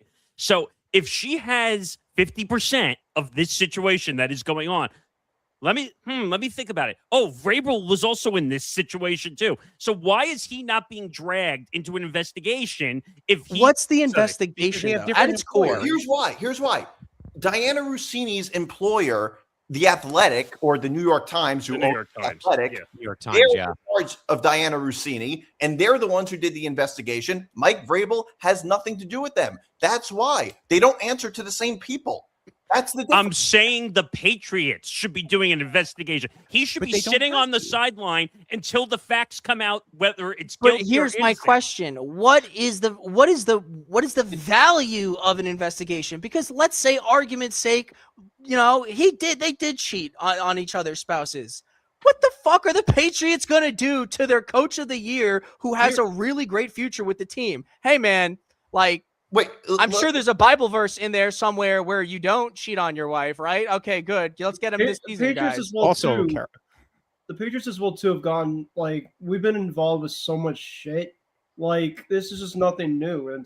I'm tired of it. If Vrabel obviously did something, of course we should know more about it. But you shouldn't just slam him just to slam. I'm not slamming him to slam. He's involved in a scenario that's not good. He's involved with a journalist because he's giving the scoop to her. Okay? So, yes, he is entangled in this situation, whether you like to say it one way or the other. He is, but the point is journalistic integrity is not the NFL's it's not the NFL's problem. Nick, that's not true. But it's not true. The NFL That's not their problem. That's not NFL, wait a minute. Hold on. The NFL just sold off to ESPN. They are in the media business. That's not okay. Well, they kind of got out of the media business by doing that. The Taylor Joyce thing was arguably way fucking worse, and nothing really happened. They're more in it because they're selling, so they don't have to got rid of NFL Network. That was the whole thing. They sold NFL. They didn't Network get rid of NFL Network. They sold it to ESPN. That's what they were doing. They sold NFL Network and all that to ESPN. That's now why Rap Sheet and Garofalo are now employees of ESPN for now. But to say that Vrabel shouldn't be given any punishment for this scenario is ridiculous. Again, you have to look at who has the authority to punish him. Who has I the think, authority? I think NFL. this is how it should go. I think Vrabel should get fined if it proves out to be true. And similarly so, I think Diana Russini should have a civil suit on her hands about the termination of her, the wrongful termination and the destruction of her career. Well, I think she didn't get terminated. She didn't get terminated. She She didn't get resigned. terminated. It was a She resign or resigned, overcode, yeah. sure. At the same token, maybe if you don't do wrongful termination, defamation, Yes. slander, libel. Oh, yeah, no, These yeah. are all things that she has very strong claims to. Not really. Because here's if- the issue that she's going to really have with that. She has video of her sitting there trash talking her husband, saying that he's ugly. She sat Wait a there and minute. I was talking about being at the Super Bowl, being like, "Oh, Time That's out. my a husband personal has a head thing, disease." though, man. Time Like out. that's some shit that should have been Hold said. it. No, No, no, hang on. Stop, The stop, fact that she's stop, posted stop. videos Time out. about Time out. Time out. First of all, ugh, all I the can be- videos that have gone viral with her. No, where she's hold sitting there on. trash talking the hold guy. on. You do know that she has a personality where she likes to joke around on podcasts and Yes. shows she goes on. So, do you really think that she's doing that on purpose? I mean, hold on now. I wouldn't go as far as to No. say you disclosing the things you don't like about your husband to be a joke. or It's a bit. joke. It's a joke. Well, even if No, she's no, I joking, agree. I hate I'm my not wife. objecting to the joke. What I am saying is that when you are going on these shows and you're saying it, and then all of a sudden you have a salacious thing that's going on with some other person outside of your marriage, Wait whether a or not minute. it's true, but you have You pictures can't that are say going out that. there. You can't say that because we don't know. Of course, we don't know She's for a public sure. figure. Here's the thing, though. Here's the thing. I don't think she really has a case for defamation. These are just No. pictures that were released. No, They're no. literal But pictures. everyone in the media is making her out to be a cheater.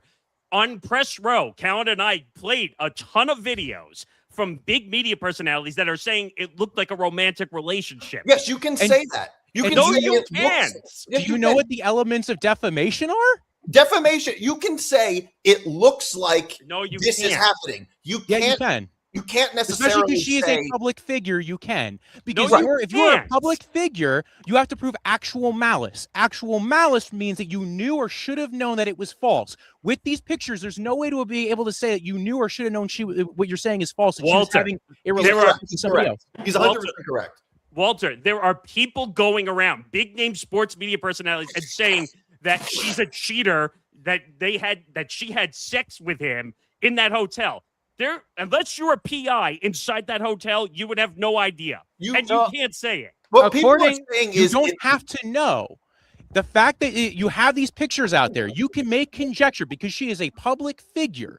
Do you know the elements to defamation? I have it pulled up actually on Google. Yeah, I had you to need a remind lawyer. He myself. knows You need a this. false I had to statement remind myself because a fact that is being published that It does not actively have to ruins be a somebody's fact. defamation. But It does again, not have to be a when fact. you are a public figure, you need actual malice to go ahead and sue for defamation. One of Diana the Russini is a public figure, meaning you have to prove knowingly or you're doing it with reckless disregard for the truth. The fact that you have these pictures out there by the PI that got published by the Post means that there's no, and you're not arguing that these are doctored pictures. There's no way to prove that I knew or should have known, unless you have like a cease and desist where they prove to the person, said, hey, this is absolutely false. They sent it to these individuals. Here's the proof of it. But you have The pictures of person her at sold this the hotel. pictures.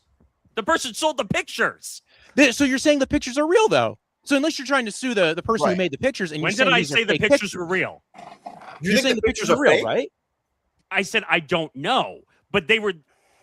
That's like a total Well, invasion of privacy. Wait a minute. If the pictures were fake, don't you think Diana Russini would have said these pictures are fake? Yeah. She came out and said and defended herself that she was with a group of people.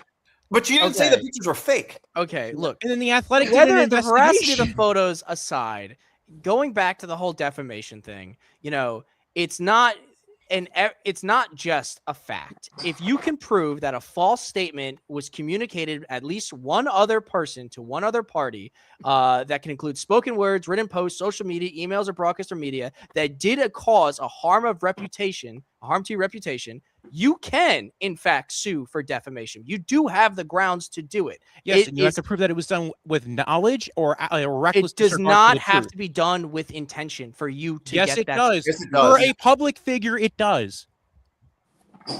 She It is does. a public figure. And you can say it looks like they're having an affair. You can say that. I can't say I know for sure 100% beyond a reasonable doubt. But I know that's not that- what I'm arguing. But I can say it looks like they're having an affair, and I really think it does look like they're having. But an wait affair. a minute. It looks like it. That's not what I'm arguing. What I'm arguing is there are big name sports personalities, digital podcasters going out on video and saying that she's having a romantic relationship. You can't say that. Okay, but also, and again, like here, there are things that I've been jumping back and forth on the fence on, and it's not to say like I always like have like a point to grind. I'm not playing devil's advocate here. I think there are points to both sides. That's why, I was agreeing with Callum, and I was also, playing the other side, saying that there is a conflict of interest. I will say this one part. I made the joke earlier, but I'm going to say it again because I do mean it. How many of you guys here, whether it's a company retreat or not, is going to get in a hot tub with your coworker? Dude, None.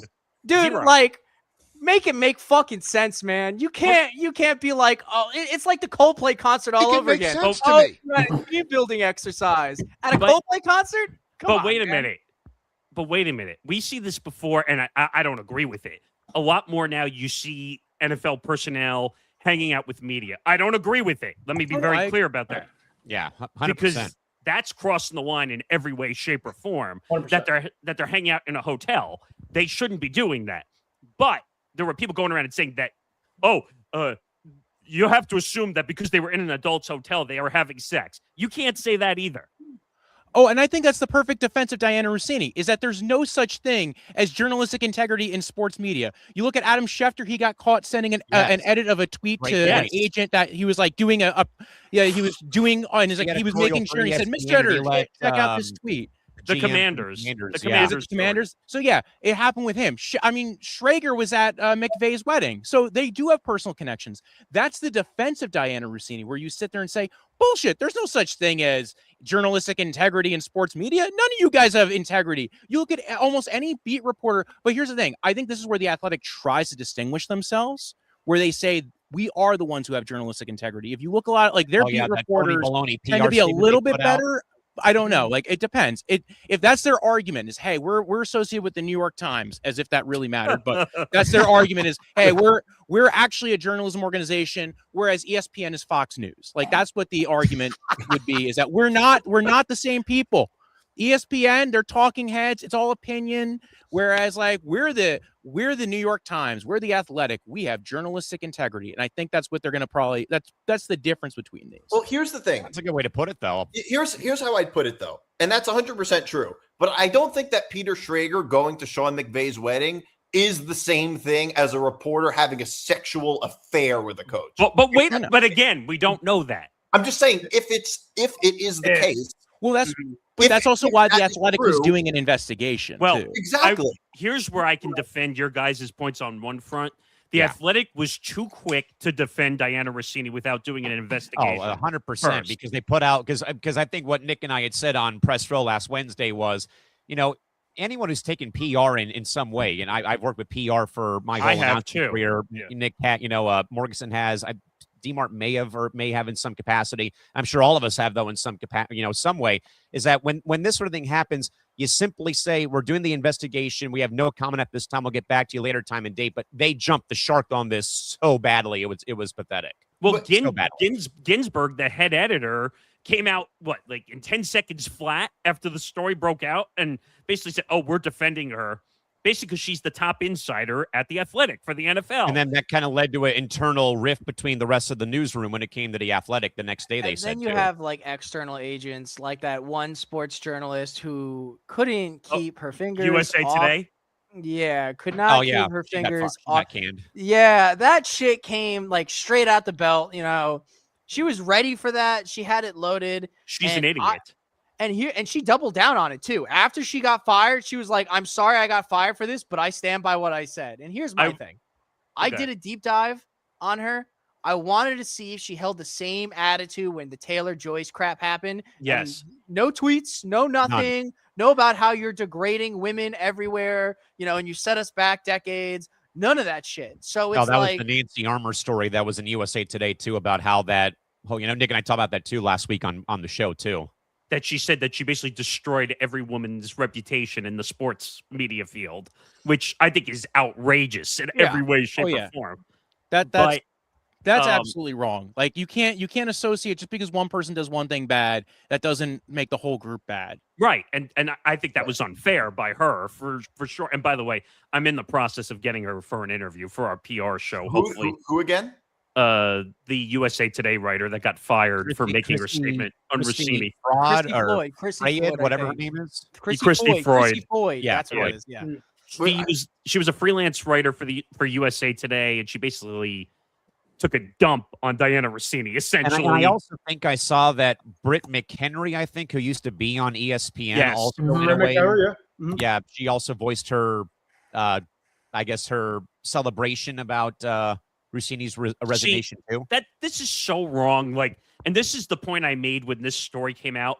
Hold your judgment until she's either guilty or innocent. I don't want to hear it yet because there's nothing proving whether she did it yet at all. There's no facts. There's no physical or audio evidence to prove it. Look, there's no 100. I can't say I'm 100% certain of anything. I could just tell you what I think happened based on what I know. And that's all we can do. That's what we've tried to do for the last 3 weeks on this network of ours, is try to lay out the facts and give thoughts in a roundabout way about this whole entire ordeal. It was becoming frustration because people are all over social media saying, "Oh, she did it!" Like, just throw her away, throw her career away. And I'm like, you can't do that. Look, You don't know. First of all, I don't even think her career is going to be over, even if this all turns out to be true. Yeah, Barstool Sports will pick her up. That's what I was going to say. Yeah. People are saying Barstool. I don't know, somewhere else. Maybe. I mean, On look, podcast.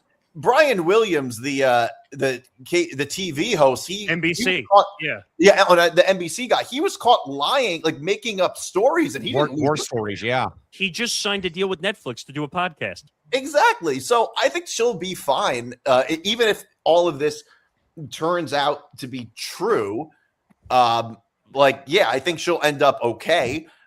In terms of Chrissy Floyd being fired, I thought it was kind of ridiculous that She's freelance. She She's had a freelance writer has no anyway, so power. it didn't make much difference. Well, being a freelancer has nothing to do with it. It was just that.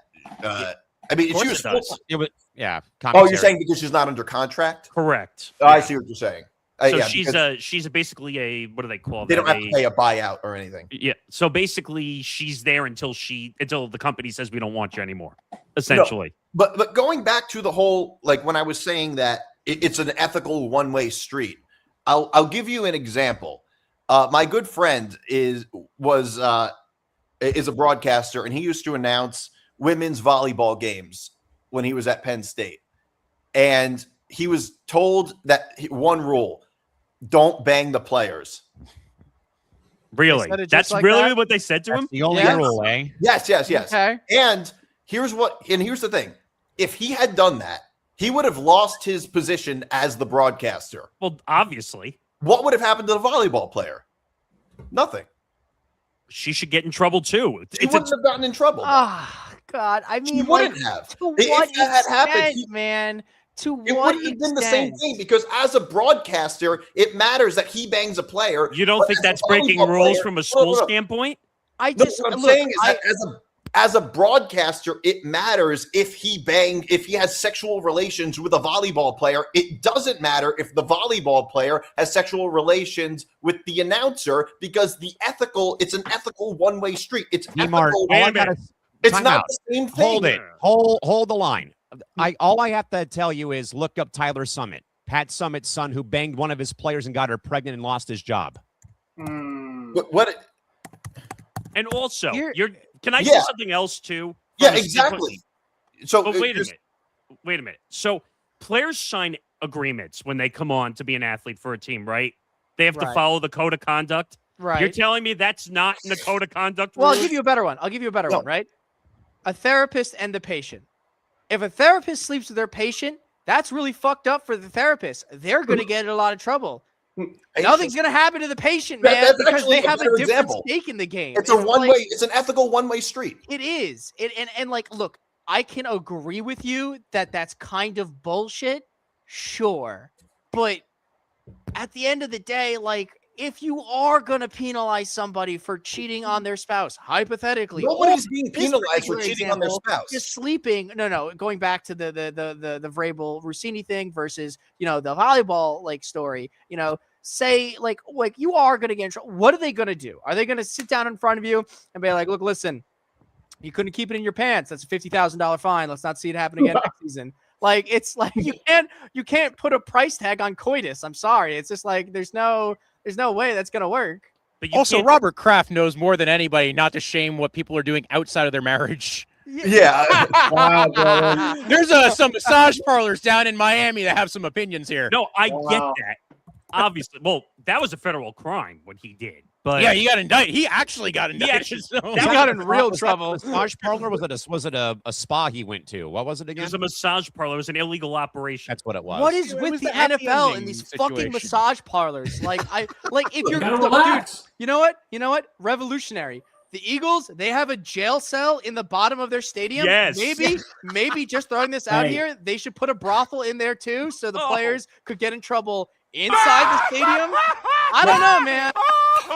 No, that was at the vet. That was not at the link. Then you could get Rick Pitino to go to that stadium. Well, no, he would take his athletes to a strip club and get them beer. And do all that stuff. Yeah, which allegedly happened at Louisville. Looking over the expense reports for last week, and you took the team out on a team building exercise where you used $80,000 in funds. What was that? Well, all right. So we do have some sound to play Oh, from my a few goodness. different sources. what do we want? Here's a video from my favorite sports journalist, Jamel Hill. Ugh. You say that so sarcastically. Yeah. So here she is. It's a long. So what do you say to the Craig Cartons of the world who rise up now and say some form of this sets women back 100 years in sports journalism as men reassert their power in all the ways we do? What I would say, thinking about this, I think about this as I do a lot of things through the prism of race, because that's just the country and the reality that we live in. And certainly me, not just being a woman, but being a Black woman in America, I'm very accustomed to the fact that the actions of one Black person tend to define our entire race. And that gets exhausting to deal with, that we're looking at as a monolith, as collectively, as one group. Like, because whatever Diana Russini did or didn't do is supposed to somehow reflect how I do my job. And I think that's the kind of misogyny that we got to stop buying into. Is if Diana Russini crossed the line, that's on Diana Russini and her marriage and her household. That ain't got nothing to do with Jamel Hill. That has nothing to do with Elle Duncan. That has nothing to do with any of the wonderful women journalists that are out here. Sally Jenkins. That has nothing to do with any of us. That is somebody that decided to torpedo their career over an egregious journalistic mistake. And so men who say that this is going to undermine the credibility of female journalists probably already think that. And so, that's why I could understand some of the response to Nancy Armour's column in USA Today, where there were many female journalists that said, respectfully, Nancy, and she's definitely somebody who has created and continues a journalistic standard in our business. She's a very good columnist and a very good journalist, but I understand why other women rejected that idea. And I equally sort of reject that idea, even though I do understand that realistically, a lot of people believe that's what women journalists are there to do, that the women that are covering athletes on the sidelines, that are reporting that everybody's there to get a husband, that everybody's hooking up with everybody. And I've said this before, Dan, if I had $1 for the amount of times that people assume that women in our business are sleeping with players and coaches, I wouldn't be talking to you right now. I would be on a beach in Fiji. All right. Yeah, that was really long. I didn't realize it was going to be so long. Well, She makes good points. Like No, at well, first, I think she makes a few good points. The only thing, I agree with what she's saying. I do. I think she's misinterpreting the claims, though. People who say, like, this sets women back in journalism, what they're saying is that it creates the perception that Yes. women in female journalists are sleeping with players, sleeping with coaches, whatever. It may reinforce it, but I don't think it creates. I think that stereotype has been there, and you know, like, and again, I'll but keep it harkening back to the reinforces it. Taylor Joyce thing, because the Taylor Joyce thing was arguably way worse and way more onto the stereotype that they're referencing right now. But at the end of the day, you know, like, I like, if we took this out of the lens of it being the NFL and we just boiled it down to the workplace, that's where they work. This is the workplace. While is it crazy to shit where you eat? Is it uncommon for coworkers to sleep with each other? Not really. It happens in a lot of workplaces. And I think it's just an undue influence of this being the NFL that suddenly it's something more than it is, and it's not. Well, here's the thing. It's not the same thing. If this is all true, it's not quite the same thing as two coworkers sleeping together. I mean, like, that's not necessarily against the rules of a job. Like, that's not necessarily unethical. But I think that what she's saying is true. I just think she's misinterpreting the argument, which is like, I'm not so much hearing people say that they're going to judge all women reporters like that. They're saying that people, the public perception, that's what it will be. But they're not, like, it's a pro-woman argument is basically. Yes. It really is a pro. It's more of it's saying this unfairly does this to other women journalists. That's the argument. I think that was unfair slightly in the argument to say that just because one woman does something, it destroys the path for every other woman who wants to work in sports media or or covering sports. Right. You have to look at each scenario separately because it's not fair to judge. If Diana Russini, if she's proven true, and this is proven true, she needs to be held accountable for her own actions only. I agree. Not holding every woman accountable because she's allegedly, for the time being, slept with Mike Vrabel. But she's now going to say, or everyone else is going to say, oh, well, because she slept with them, that means every other woman who works a sideline slept with the coach. Like, that's not a fair argument. I agree. It's not fair. The point, though, is that I think because of this story, it does create that perception, at least a little bit, for the public, which is unfair to women reporters who are not doing this. Like, that's kind of what that's what I think the argument is. It's not that I'm going to assume that every woman journalist is doing the exact same thing. It's saying this is unfair to these women journalists who have nothing to do with this. That's the argument. But I also feel like the premise there is unfair, though, because you're saying that, like, because you're putting it out there, like when you try to say, like, oh, what she did was wrong and this is hurting all women, you don't say that about a guy doing something in this exact same scenario. I mean, to be fair, if Ian Rappaport was sleeping with Bill Belichick, I think we'd all still be talking about it. Hold on. Because I've heard that joking a million times on social media, and Callan knows it bothers me a ton when people do that, because everyone say, oh, well, you wouldn't catch Adam Schefter sleeping with the coach in the hot tub. Well, here's what I was saying. Nick with Wright that. and Pat Mahomes, then. It did happen.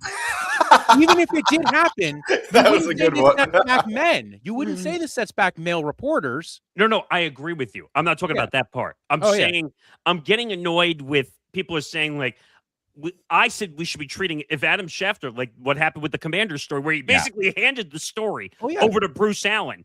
Why was he not crucified the same way? Is what I don't get. Because it's attention economy, and at its core, the NFL is less of a sports industry and more of an entertainment industry. And this is tabloid clickbait bullshit.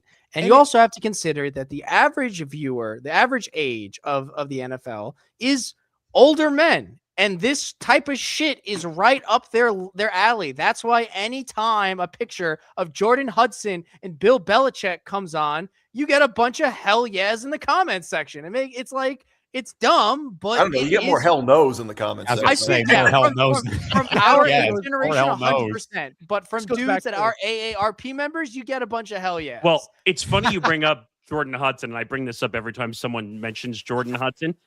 So we put out a clip. It was from our show, Bando's Breakdowns. Zan did a discussion on it, and then all of a sudden we got a DM from Jordan Hudson in our network account. Oh shit! Okay, I'm not making this up. Ask Callan. I showed it to him. Ask Nick. I showed it. Confirm. Yeah. So she got mad because she said we unfairly represented her in the video when all we were doing was pointing to information and facts that were already out. And I said, Like the age difference, or I think it was, I think it was the age difference. We were just talking about the age difference, nothing else. But so then I said to her, you want to represent yourself, come to the podcast and do an interview if you want to challenge the stuff. She said, oh, I don't need to. The truth will set me free. And I was like, Yeah, okay. I remember this. I was like, okay. things in a Venn diagram that would make sense from her PR agent and a Linkin Park song. Exactly. They're overlapped, like right there. The truth will set me free might as well be a bar in like a Linkin Park song. She also called Pablo Torre a complete hack, which I thought was hilarious too. But I will ask this, guys. You know, we've all been exposed to this story for a while now. I think we can all agree here, no matter what, it's pretty played out. It's pretty tired. I'd rather hear more about the $36 or the $39 bail post that got paid versus this crap. I don't know. I like it. You would like it. It was I like fun this for story. a week, It's and now it's juicy. over. It's gossipy, and you guys like it too. You just don't admit it. No, I ask Callan. I don't like this story at all. I don't like it either. You guys secretly love it. We don't. No, we don't. This whole story is DiMart getting his head is getting his brain off the fact that the Mets have lost 11 straight games. That's true.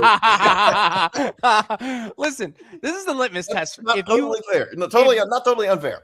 If you go to the grocery store and you're not in the self-checkout, you're in the normal aisle because the self-checkout is filled, even though you only got like 5 items. If you're in that little slot and you're putting your groceries down and you don't even bother registering the racks upon racks of magazines that'll say top 10 juiciest gossips from Hollywood starlets. There's People. There's the National Enquirer. Yeah. If you don't There's even Time. perceive those magazines, then this story is not juicy. It will not interest you because it's the same slop. It's the same shit. Here's the thing, though. People like it. Otherwise, it wouldn't be a big deal. I won't deny I also that. think it's just a slow news week. Like Yeah. that was literally it was the just a slowest. but I probably one of think the slowest Connor news said it weeks though in earlier in the show. It's just a slow time for the NFL for news until we get to draft day on Thursday. Which, Yeah. by the way, Which- you can join us for our programming here on Thursday, starting at 4 o'clock. I'll be Pacific, joining 7 at o'clock around Eastern. 11 o'clock. Yeah. So Callan, you want to mention that fully? Just We're so going to be having a special hour pre-show from 4 to 5, and then from 5 o'clock until the end of round 1, we'll be having wall-to-wall coverage, and I believe we're going to be having coverage of round 2 through 7 too, apparently. not 2 through 7, round 2. I don't know. Round 2. But for sure, round 1, though, so join us on Thursday. It's going to be fun. Yeah. I mean, the last thing I will say, though, and I said this to Callan on last episode of Press Row, I said the next and last time I want to discuss anything with this story is when the official evidence is out and she's either guilty or innocent, and then I'm going to send the story. I'm going to kick it like a field goal out my window and wave it goodbye. And that's just keep it. moving the There's not goalposts, going to be buddy. any That's all you more gotta do. evidence about it. Here's the thing, though. Here's the thing. You guys do a show called Press Row. This is gold for a show like Press Row. You're doing a 3-hour show on Nick. sports media. You think you don't like this story? We already Nick, spent a whole bonus don't know- hour Yeah. covering it on Tuesday night, then a full another hour on Wednesday morning. In the spirit of things that are more interesting, if we will allow the slight monkey wrench I'm about to throw here, Yes. the Magics did win tonight. Yes. They Was did win. anyone expecting that? Now, No. I will be the first to say I did have them in a parlay, so I am quite happy with myself. Hey. Did I Hey. believe it was going to happen? a sweet tease right there, folks. Wait, I- there's one more clip I want to play, and it's our favorite radio host with the last name Rosenberg. Oh, good. I say that Rosenberg is a radio sarcastically show? too.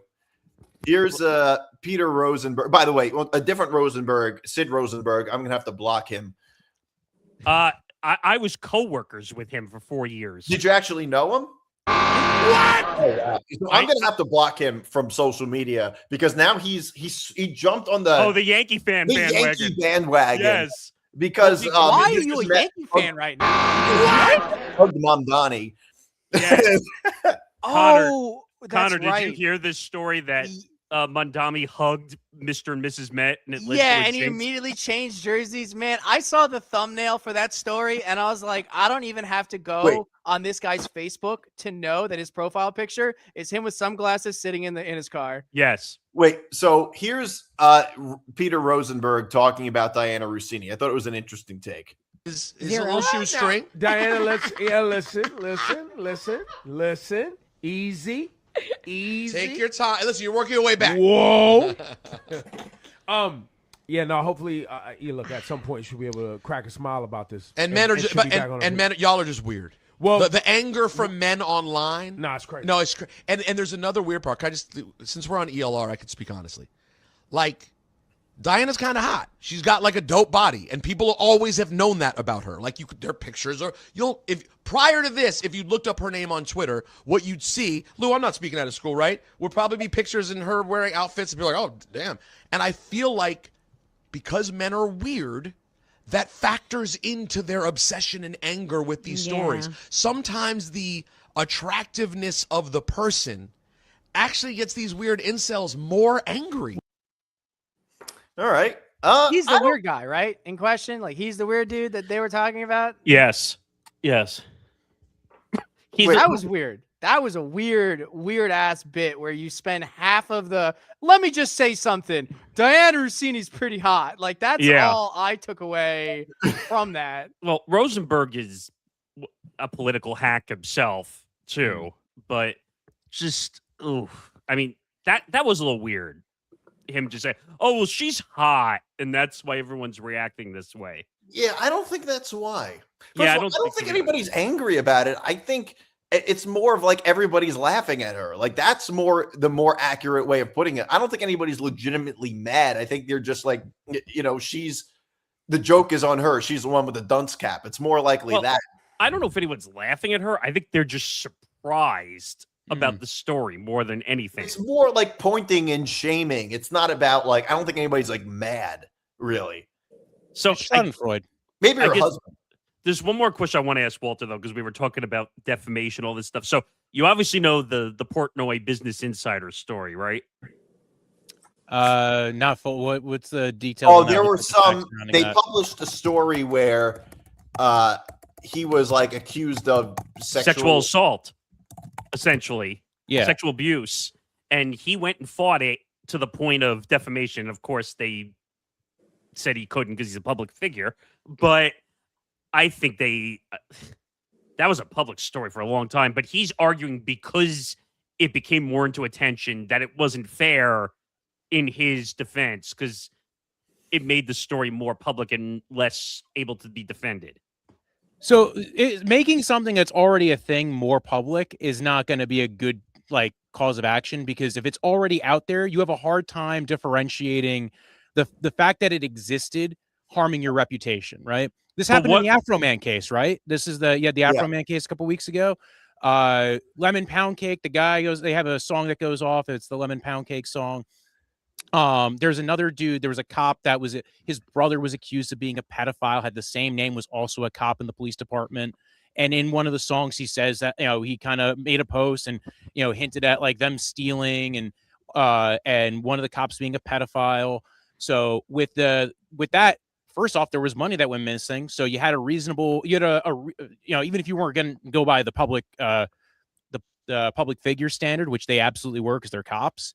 You have the issue of, even by a negligence standard, which is what like a private citizen has, you would have the issue of, was it reasonable to make this statement? Well, yeah, it's reasonable. They took my money, and when I went to get my money back, there was $400 missing, which was the part of the Afro Man case and why he started publishing all this stuff with the songs and everything.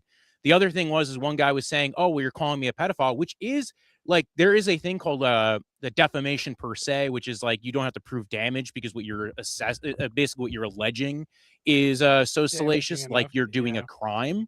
Again, essay, things like that.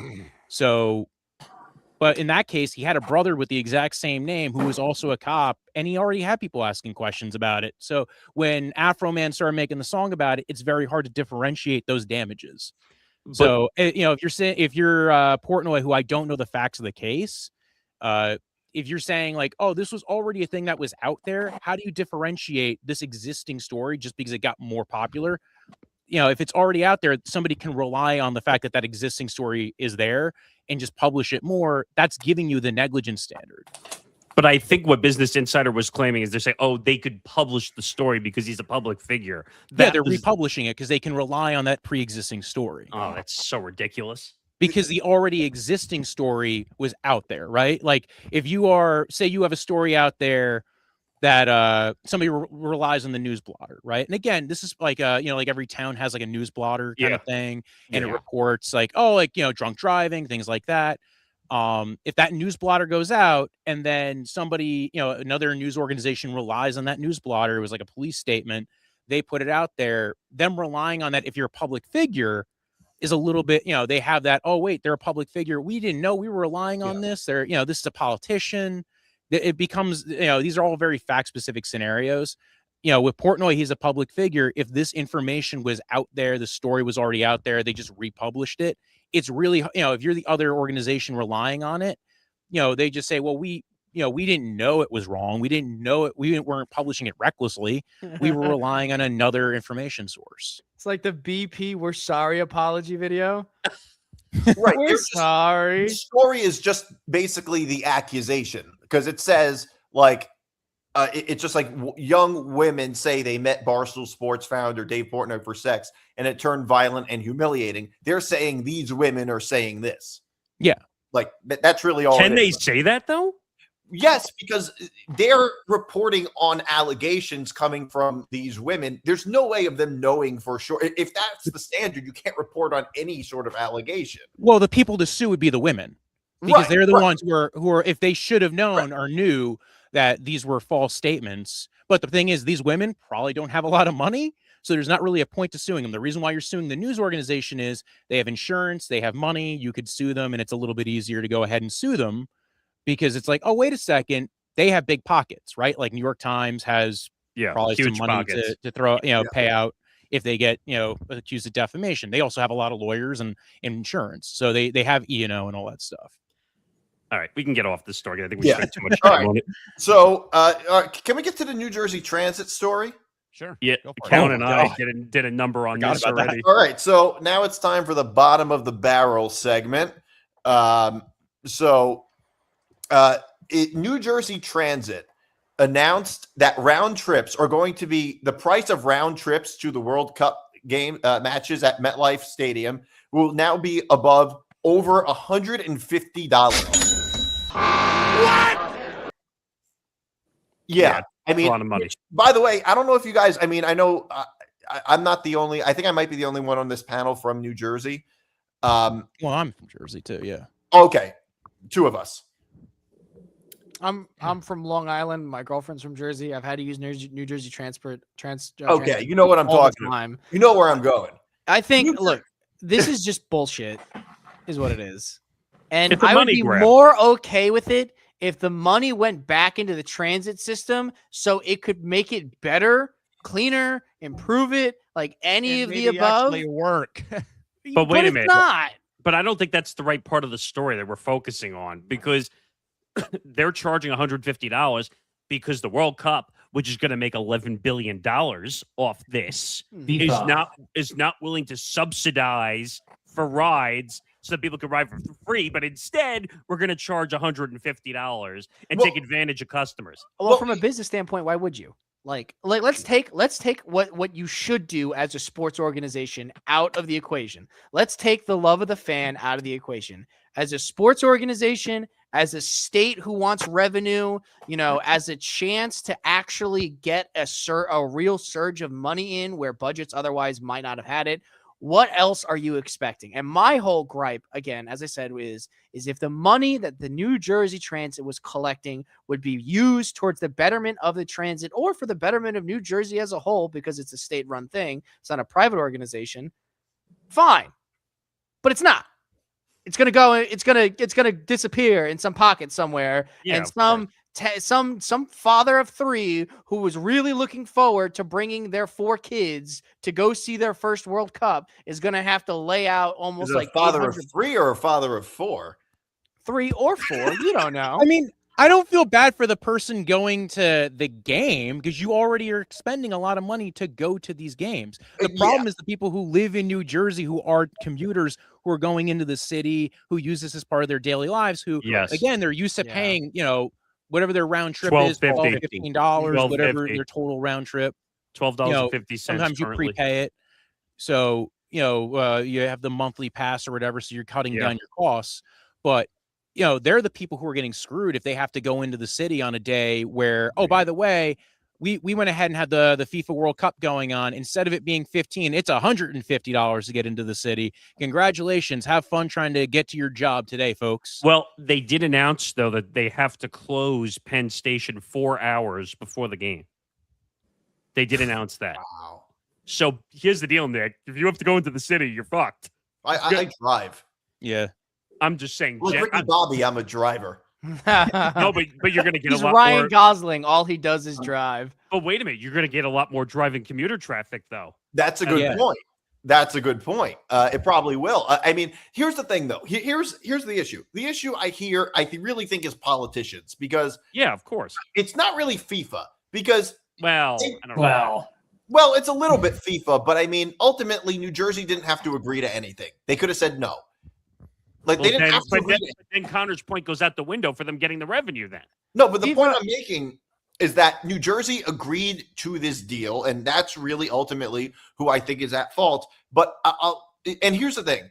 It's totally fine for the prices of those train rides to go up, because there's a much greater demand than there normally is. That's just how supply and demand works. If there's an exceeding level of demand, there's going to be higher. Yeah, but there is prices. a limit. There is a limit. It's also a public good. It's something that's subsidized through tax dollars. So this isn't like a limited resource of this isn't like typical capitalism. This is something that's been funded through taxes and is in existence because of taxes. But wait a minute.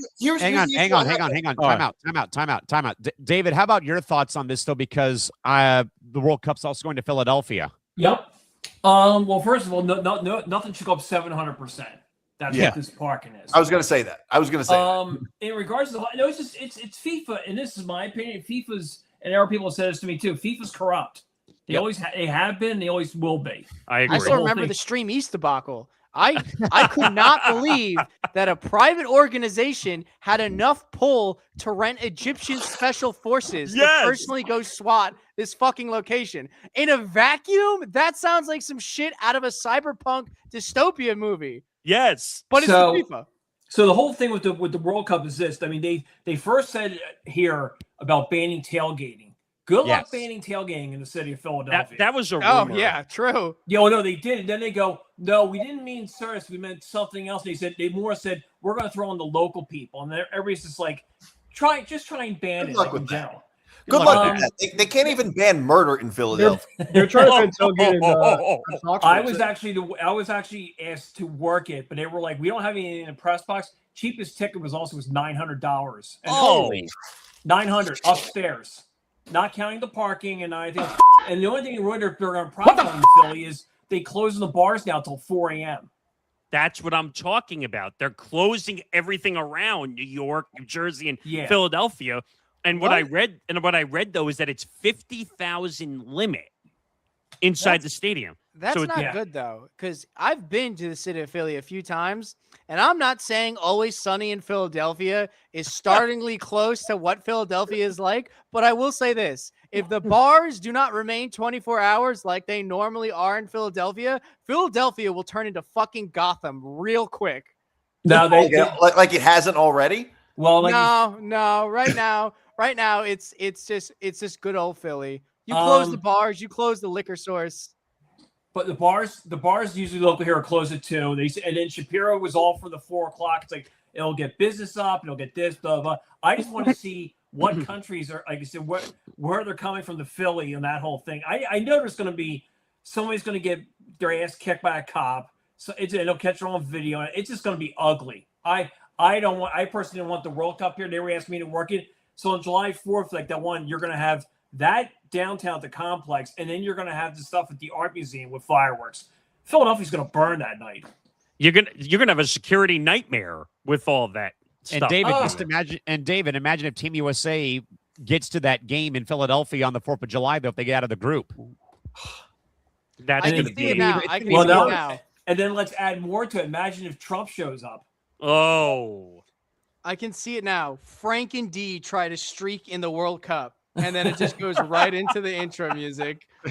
Meanwhile, I see some other stuff. Like people were seeing some of these places, like they said the buildings because of what they did, like scaffolding is not the best in terms of like stadium stuff. I don't know if it was like Toronto, and people were like, "Is this even safe?" So yeah, I just think it's just going to be a disaster. And don't even get me started with New York, New Jersey, especially with the final. I mean, tickets already are going for what, 10, 15,000? Oh yeah, it's insane. The prices are outrageous, and here's the funny thing. A lot of states on the Eastern Seaboard have a price gouging law. Price gouging as a whole is almost a federal law. Some states don't have. California has one too, and it's mainly for concerts. Go ask Ticketmaster how that worked out. On the Eastern Seaboard, yeah, Live Nation. On the Eastern Seaboard, it's for states of emergency. It's not for entertainment. So I see the loophole. It's pretty glaring. But to your point about the small person, not the small person, but the working person just trying to go into New York or New Jersey to go work, they would have been protected by this price gouging, but they're not because it's entertainment, not in a state of emergency. That's ridiculous. So I feel like this will set a dangerous precedent where the city could realize they could price gouge as much as they want on big name entertainment with no real repercussions. And by the way, my window just came and went for the LA 28 Olympics because we have 11 soccer matches in San Diego at Snapdragon Stadium. Right. They were already sold out of everything in San Diego for the first drop, and everything else that was somewhere close by, get-in prices beginning as low as $350, all the way up, depending on what event you want to go to. In any event for a medal, you're looking at nearly $1,100. That's ridiculous. By the way, also real quick about the Philly World Cup, they're keeping their prices the same when it comes to train rides. They're not gouging. Hallelujah. Yeah. Question. So why isn't New York and New Jersey doing that then? Because nobody wants to go to Philly. Sure we do. Come on, we're the city of brotherly love. We love everybody. I don't want to hear that when I'm walking in an alley at 2 a.m. And McGillis? Probably because they expect far more public transit use when they're in New Jersey and New York, just because people will be staying in New York City. Especially for that final, too. To continue the Always Sunny bit, if I walked down the alley and I found fucking Cricket of all people telling me about brotherly love, I would feel very threatened and wishing that I was anywhere else but Philadelphia. I was going to say Cricket is being played in LA at Universal Studios Hollywood on the back lot. I'm not talking about cricket, the sport. I'm talking about. I mean, I know that, but still to tie it into my experience. So just like looking through the Olympic schedule for ticketing prices, it's absolutely absurd. It's crazy. Now, I don't want to divert. We'll go right back to this the transit in just a moment. I just have two questions for the folks here. One, Magic's won. What a game! What an upset! Didn't really see it coming. For those here who are basketball minded, do we think that the Spurs are going to stomp, or are we sort of surprised by the score right now at halftime? Oh, the Spurs against the Blazers? They should beat them. They should beat them in 5. They should. I think they could. I think they could sweep the Trailblazers if they play it. I'm questioning myself. I have a parlay that cashes out for 700 and the total 793, and I'm really trying to figure out because I don't watch baseball. I keep saying basketball all that much. I don't watch the Spurs really. Basketball. Connor, what's your parlay right You're now? betting on it and you don't watch it? Well, I use it as a parlay patter. I took both sides of it, and so whichever Nick, that way sounds it like you. went, it would have went my way. I watch what I bet on. No. Parlay was I'll tell you right What now. he just said. DraftKings taking forever to load up. I took okay. Atlanta Braves the run line, which they landed. I took Orlando Magic to win, which they landed, and I had the Spurs winning, which they're up, and it pays out 793. I used a booster on it. Today's been a rough day for me because I had 1390 in the bag. I won 1,000 last night, and I had 1,300 in the bag for today. And then the fucking Twins closer pitcher Norris sold it. So I'm looking for a W here. I'm just asking the basketball fans here: do we think the Spurs are going to stomp? Because I'm someone who doesn't watch the Spurs, I'm a little bit nervous. This game is right now. It's a 4-point game right now. I've covered the Blazers a few times here. They got some good players, but as I said, you never know what these first games. But I mean, Klingen's really good. what's his name? Avicha, who I think Avicha, yeah. and then Vija. they got some players. Yeah. What I will tell you is game one of any playoff series is the toughest game to bet, always, because you're coming in with no data when you're walking into the series whatsoever. Well, a prime example, last night's Lakers game. You thought no Luka, no Reeves, whatever, and then all of a sudden Durant's not. They playing. won. He's got, Yeah. and they won. LeBron, Kennard. LeBron, the oldest player in playoff history to have 10 plus assists in a game at 41. I mean, Unbelievable. And that's coming from a LeBron hater over here. Yeah. I mean, you're right. This is going to be a tight game. My cash out already dropped from 700 back to 598. The Blazers are close, and here's my real fear. 2-point game. Here's my real fear, personally. The most I've ever seen Victor Wembanyama play is when he played the alien in that new Alien movie that came out, Alien Romulus. That's the most I've ever seen him play on any screen in any capacity. So I'm everyone's been telling me that the Spurs are going to stomp. I'm waiting to see it happen. It's not happening right now, so it's making me quite nervous. They're going to win. They're going to win this game. Definitely. Portland will give them a handful because they've been on a roll going into the playoff. Then they beat Phoenix in Phoenix, and now, like you said, so they're getting that roll thing going. But like you said, it'll be tougher. But I agree with Nick. I think San Antonio will win it. Yeah. If they don't win it in a sweep, they'll definitely win it in 5. I will say, for all the underdog bettors out there, you will be living good if you bet on the Magics and the Blazers, because I know a lot of sports bettors out there that will throw $10 on the underdogs of the day just in the off chance that they both manage to land. So if you took both Magics and the Blazers, well, I bet you're sitting real sweaty on the edge of your seat right now. All right. There. So it's time for the master blend. The Mets are now on an 11-game losing streak. In extra innings, I watched that game, and it's actually even worse than it sounds because they were up 1-0 just because MJ Melendez hit a solo home run. And they were up 1-0 until the 9th inning, and then Michael Conforto had the game-tying double. Michael Conforto, of all people, yes, he was good on the Mets until he got married, and then he sucked. So I blame his wife.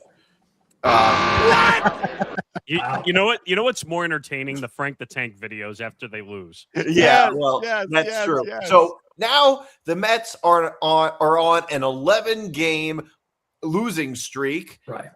Ever since Mr. Met hugged Mamdani, it's gone totally downhill. Make it make So a lot sense of to people- me. A lot of people are blaming the hug of Mamdani hugging Mr. and Mrs. Met for. Wait a minute. Can we also tell the fact that led to Sid Rosenberg going from being a Met fan to a Yankee fan? Yeah, He's a hack. His morning by the show way, what is sucks, Mr. too. Met even supposed to do? Here's my thing. I think I didn't know sports Mr. Met got fans- married. I think sports fans as a whole are very superstitious. And I've been watching baseball myself. I'm a relatively new fan of the sport. I started watching baseball as enjoyment more seriously about 2 years ago. And as a newcomer to this culture, baseball fans are one of the most superstitious fans I've ever met in my whole life. Mhm. And players too. If They're you talking to a guy told who them, played the game at one point right here. if you told them that if you carried your firstborn up the mountain and sacrificed him and your team would win the World Series, I think quite a few of them would consider it. Oh for my a God. moment. And my issue with baseball fans is superstition has to be rooted in like some sort of pattern for it to be true, for it to happen. Yes. And it's never like a pattern-based thing. It's just like, it worked last week. Hopefully it'll work this week. What does that mean? Look, the Mets are just a total disaster right now. Lindor, what is it with Lindor and getting off to these slow starts? He's hitting like 200 right now. This is normal for him, though. But why does why does Lindor keep getting off to slow starts? Like, this is a pattern. Remember 5 years ago, his first season, he was hitting like 100 in April. He was horrible. It might have to do with repetition, habits heading into the season. You know, But why does this happen over and over again? You'd think that they'd figure out a way to fix it. a lot of players are creatures of habit, so sometimes it just happens that way. I think it's also something else. A lot of other things. So this winter, you had the following: Diaz leaves town. Alonso leaves town. He was supposed to be named captain. Then Cohen goes, I'll never do that. I'm going to take it away. And you can also see it, like even during the season, in April, fundamentals. He thought it was the third out and walked to second base, and then it was only 2 outs. I just think he's just up here. It's just the whole thing. And then also, what else doesn't help out is Soto not in the line. You look at that lineup; it's not really a lineup. You go, wow, Atrocious. this is No one scares me in that lineup. Good last season though, when they had a great lineup. I looked at the Mets the same way I looked at the Knicks. They had a star lineup in my eyes. Like when you read them on paper, they should be dominant. And then you see them play, and they lose to teams like the Atlanta Hawks for whatever fucking. Right. But think about the amount of guys they lost. Okay, That's true. They did lose a lot. So Alonso, Nimmo, which I still think was stupid Right. trade wise. It made Texas better somewhat. But Nimmo was a good hitter, not a power hitter. I totally get it. He was a doubles hitter. That was his game. He would hit doubles and drive in runs. But you're missing pop in the lineup now. You don't have Nimmo. You don't have Alonso. Like Alonso was your power hitter. Yes. In your lineup. So now I think the Mets were somewhat right. The Orioles overpaid him by a shitload. Big time. So the Mets did the right thing. But it's also embarrassing when you're the richest owner in baseball and you get outbid by the Orioles. Look, I thought it was a good move to not re-sign Alonso. I agree. Totally. Like I think Alonso's a little overrated. Like let's be honest, he's a little overrated. He's not. He's not start so far in Baltimore.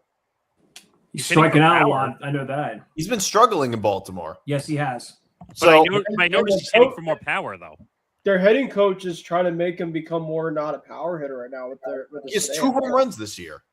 No, I'm saying it seems like he's lifting the ball more, but Baltimore's going to also make you do that. I mean, not just with the Mets with the lineup, but their pitching staff too just doesn't terrify me either. Like they've got massive problems and holes across the lineup, mentally, their pitching, the bullpen.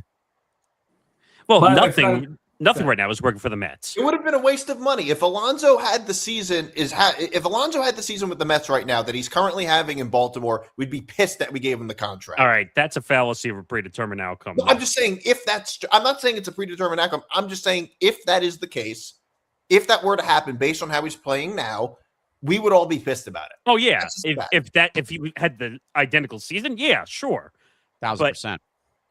But like Alonso's not a consistent player. Like I don't know about that. He's not consistent. Like every other year, like he might have last year he had a really good year, but he has he has a season where he's like good every other season. He's very inconsistent, and that's not a lot of players. That's not just him. Could it also be not just this absolutely could be a Mets debacle. Like I'm not gonna lie, it's not looking good for them, but could it also be just as much that we're blessed right now? And again, only been watching baseball 2 years now, seriously. So take my opinion with a grain of salt when I say this. But it seems like there's a lot of talent in the league, and they're on a lot of different teams. Like a lot of teams are stepping up to the plate and overperforming past expectations. Well, I think the issue is it's New York, and New York fans are pains in the asses expecting World Series runs every single year. So when the team doesn't do well, and it also doesn't help when you have the second highest payroll in baseball and your team is as bad as it is. Well, that's the issue. It's the fact that they have the second highest payroll in baseball. Met fans are not looking for a World Series. We're looking for maybe a playoff run, something that maybe like Met fans. I mean, ultimately, we're looking for a World Series, but Met fans, I don't think are unreasonable when it comes to saying, look, we have the second highest payroll in baseball. Maybe we get something out of it. And rather than having the second worst record in baseball or tied for the second worst record. Also, the Juan Soto move is looking worse and worse by the day. What are you talking about? He's not even playing right now, though. No, I'm saying like he's hurt. He's not. He wasn't performing. Like it's looking. That deal is looking worse and worse by the day. But you can't really say that based on what's happening right now. It would look worse and worse if he was playing and they were still losing. But the point is, part of the reason they're so bad is because he's not playing. But so it's a lot of money, is what I'm saying. But players, the thing is, players get hurt all the time. It's very rare you're going to have a player who's not going to have a stretch when he gets hurt. That's going to happen. So that's not the issue. But I think you can say that. You can just as easily say, look how bad they are without Soto. You could just as easily say that. Yeah, I'm agreeing. I'm saying because he's not out there, it's hurting them. Like, it's Right, but players are always going to get hurt at some point. Like nobody. His point is that the injury, Yeah. while it does impact them, it's not like the root cause. You know, it's a contributing factor, but nothing more than a symptom of the disease. But think about if you still had Alonso in your lineup, like you would still have some offense going in your lineup. Would we? Yes. Would we? Is that a guarantee? I feel like Alonso needed to leave for him to become a better player. Look, The Met fans forget how frustrated they were with Alonso 2 years ago. We were done with him until he hit that home run. We were done with him. Yeah, and until he hit that home run against. Wait a minute, and then I bet you were cheering him when he hit that home run in Milwaukee. Of course I was, but I'm gonna. But Brewers W. We live rent free in your head. I loved it. I loved when he hit that home run. But I'm not gonna pretend he had a great season. He didn't. He had a great moment. Yeah, That's what it was. Isn't that a little hypocrisy though? Because you're mad. No, it's not. Why is it hypocritical? It's a little hypocrisy because you're mad and then you're cheering him in the postseason. But no, it's not. I'm cheering when he does something good, and I'm booing when he does something bad. That's not hypocritical. That's just calling balls and strikes. Also, that's just Mets fan 101. I've been around New York fans long enough to know that we bitch when it's bad, we bitch when it's good, and when it's just right, we just don't say anything at all and just hope that it'll continue going that way. But is that unreasonable? Is that unreasonable? Is it wrong? No, but you called him a bad player though. I didn't say that. I said he's an overrated player. I didn't say he was bad. So you call him overrated and then you cheer him in the postseason when he hits a home run. I mean, those two things are not contradictory. They kind of are. When he was on the Mets, I rooted for him. Doesn't mean I can't think he's overrated. Those two things can both be true. I think Geno Smith is bad. I think Russell Wilson at this point is bad. I still root for them when I see them get on the field, you know? If Geno Smith throws a touchdown pass, I'm going to cheer. I'm going to be happy about it. Doesn't mean I think he's a good quarterback. I'm going to be like, oh, look, he did the thing. He remembers how to do it. Unrelated. I don't understand. No, I just find it weird that you're just calling it completely overrated. And then, I don't know, if I called someone overrated, I wouldn't cheer for them afterwards. Well, me thinking he's overrated has nothing to do with my personal feelings. It's not that I root against him. It's just that I think he's overrated. That's a totally separate. Thinking a player's overrated doesn't mean I don't like them. That has nothing to do with it. Like, I think Joe Namath is overrated too. I don't hate him. Like, wait a minute. Usually, when you call someone overrated, it's because there's some kind of hate or distrust for yourself. No, it could just be an analysis. It could just be an observation. You know, I think it Russell doesn't have to be Westbrook. malicious. I think Russell Westbrook is overrated. I don't hate him. I don't root against him. I just think he's overrated. That's all it is. You know, it's funny because so far this season, I hate saying this because I don't want to kick people while they're down. And, you know, I'm a huge fan of teams that are objectively bad because you want them to be good and everyone loves a bad news bear story. I don't think the Mets will reliably hit a run line this season in terms of, you know, betting standards. You know, at this point, I'm just not seeing it. You know, I will say the two teams so far, in my opinion, three teams that so far, in my opinion, that have reliably shown up and hit a run line has been the Brewers, the Twins, and the Guardians. They out of all the teams you would think too. Yeah, You know, they've been doing. This is the first time I've heard somebody say run line. The only other person who says run line is Pete Rose. Well, that's what DraftKings calls it, and that's what I will call it because that's as far as my care goes. Is it bad that I have an autograph hat of Pete Rose in my room? No, actually, I was in Vegas for my 21st birthday when I went to Vegas. Pete Rose was there, and he was charging for conversations. Yes. So I was too young at the time to go to Vegas. My brother got it for me, and it's in this like ridiculous case and whatever, and it has he wrote my name on the hat, and I'm like, bro, how much did he charge for that? $1,000. He's like, oh, I think it was like 150 or something. I think, and I was like, all right, but you can't sell it because he personally wrote an inscription to me on it.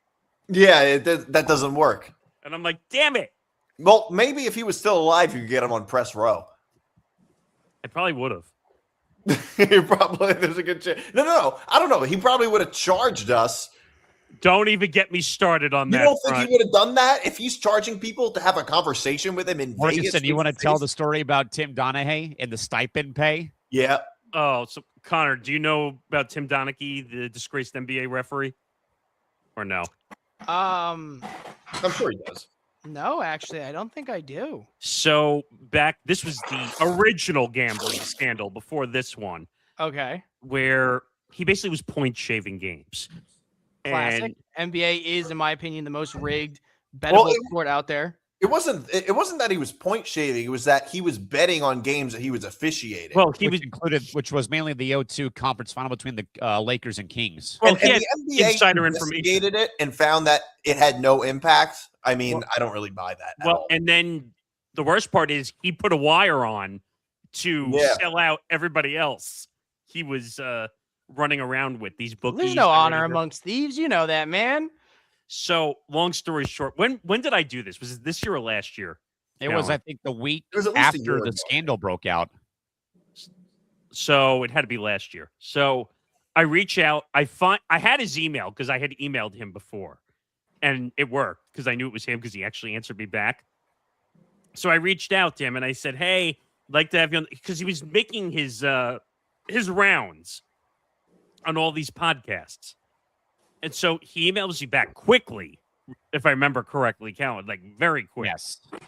And so I read the email. I have to see if I still have it because it's still laughable to this day. But long story short, he says, "Sure, I'll do your podcast." Oh, here it is. He said, "Hi, Nick. I'm so busy with work and interviews. I would request a stipend of $500 to be on your podcast. Please let me know if this works for you. All the You know best." what? At the time, he probably should have requested Novig points. Yes. What? I could have given Wow. Honestly, Sponsored by Novig. Those geniuses over there. I could have given that to him too. you know, I'm thinking about it. You know, I guess get your bag while you can type mentality, because there are so many celebrities out there that will charge for their time. And But that's ridiculous, though. and it reminds me almost of this one guy who used to mail fake bills to really big corporations on the idea that they were so big they had no idea what the bill was about and they would just pay it. And so he got millions Yes. of dollars Yes. from these companies.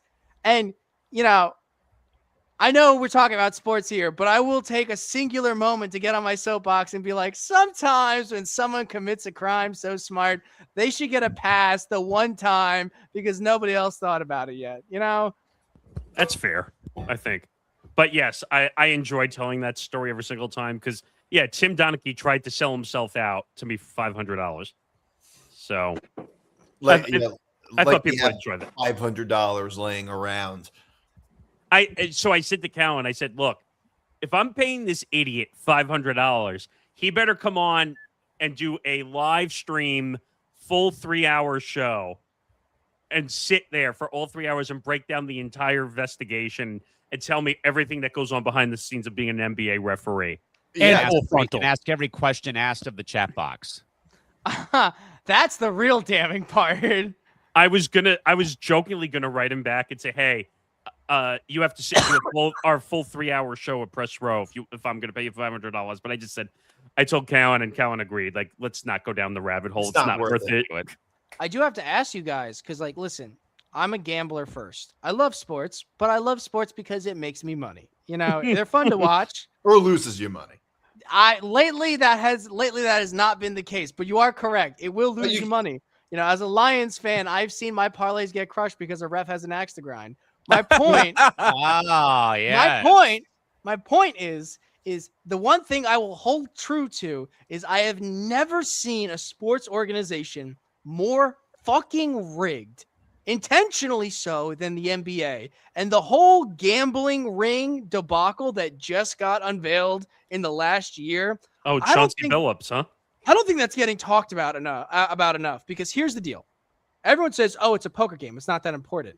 The people who say that don't have long memories, because if you recall, back during the 80s and 90s, what the mob used to do is they would get athletes indebted to them with gambling debts and then pressure them to influence the outcome of sports games. Yes. This was a known thing that they did. Correct. So when you say, oh, it's just a poker game that's lightly connected to the mob, that's the prelude to fixing the fucking game. Yes, So absolutely.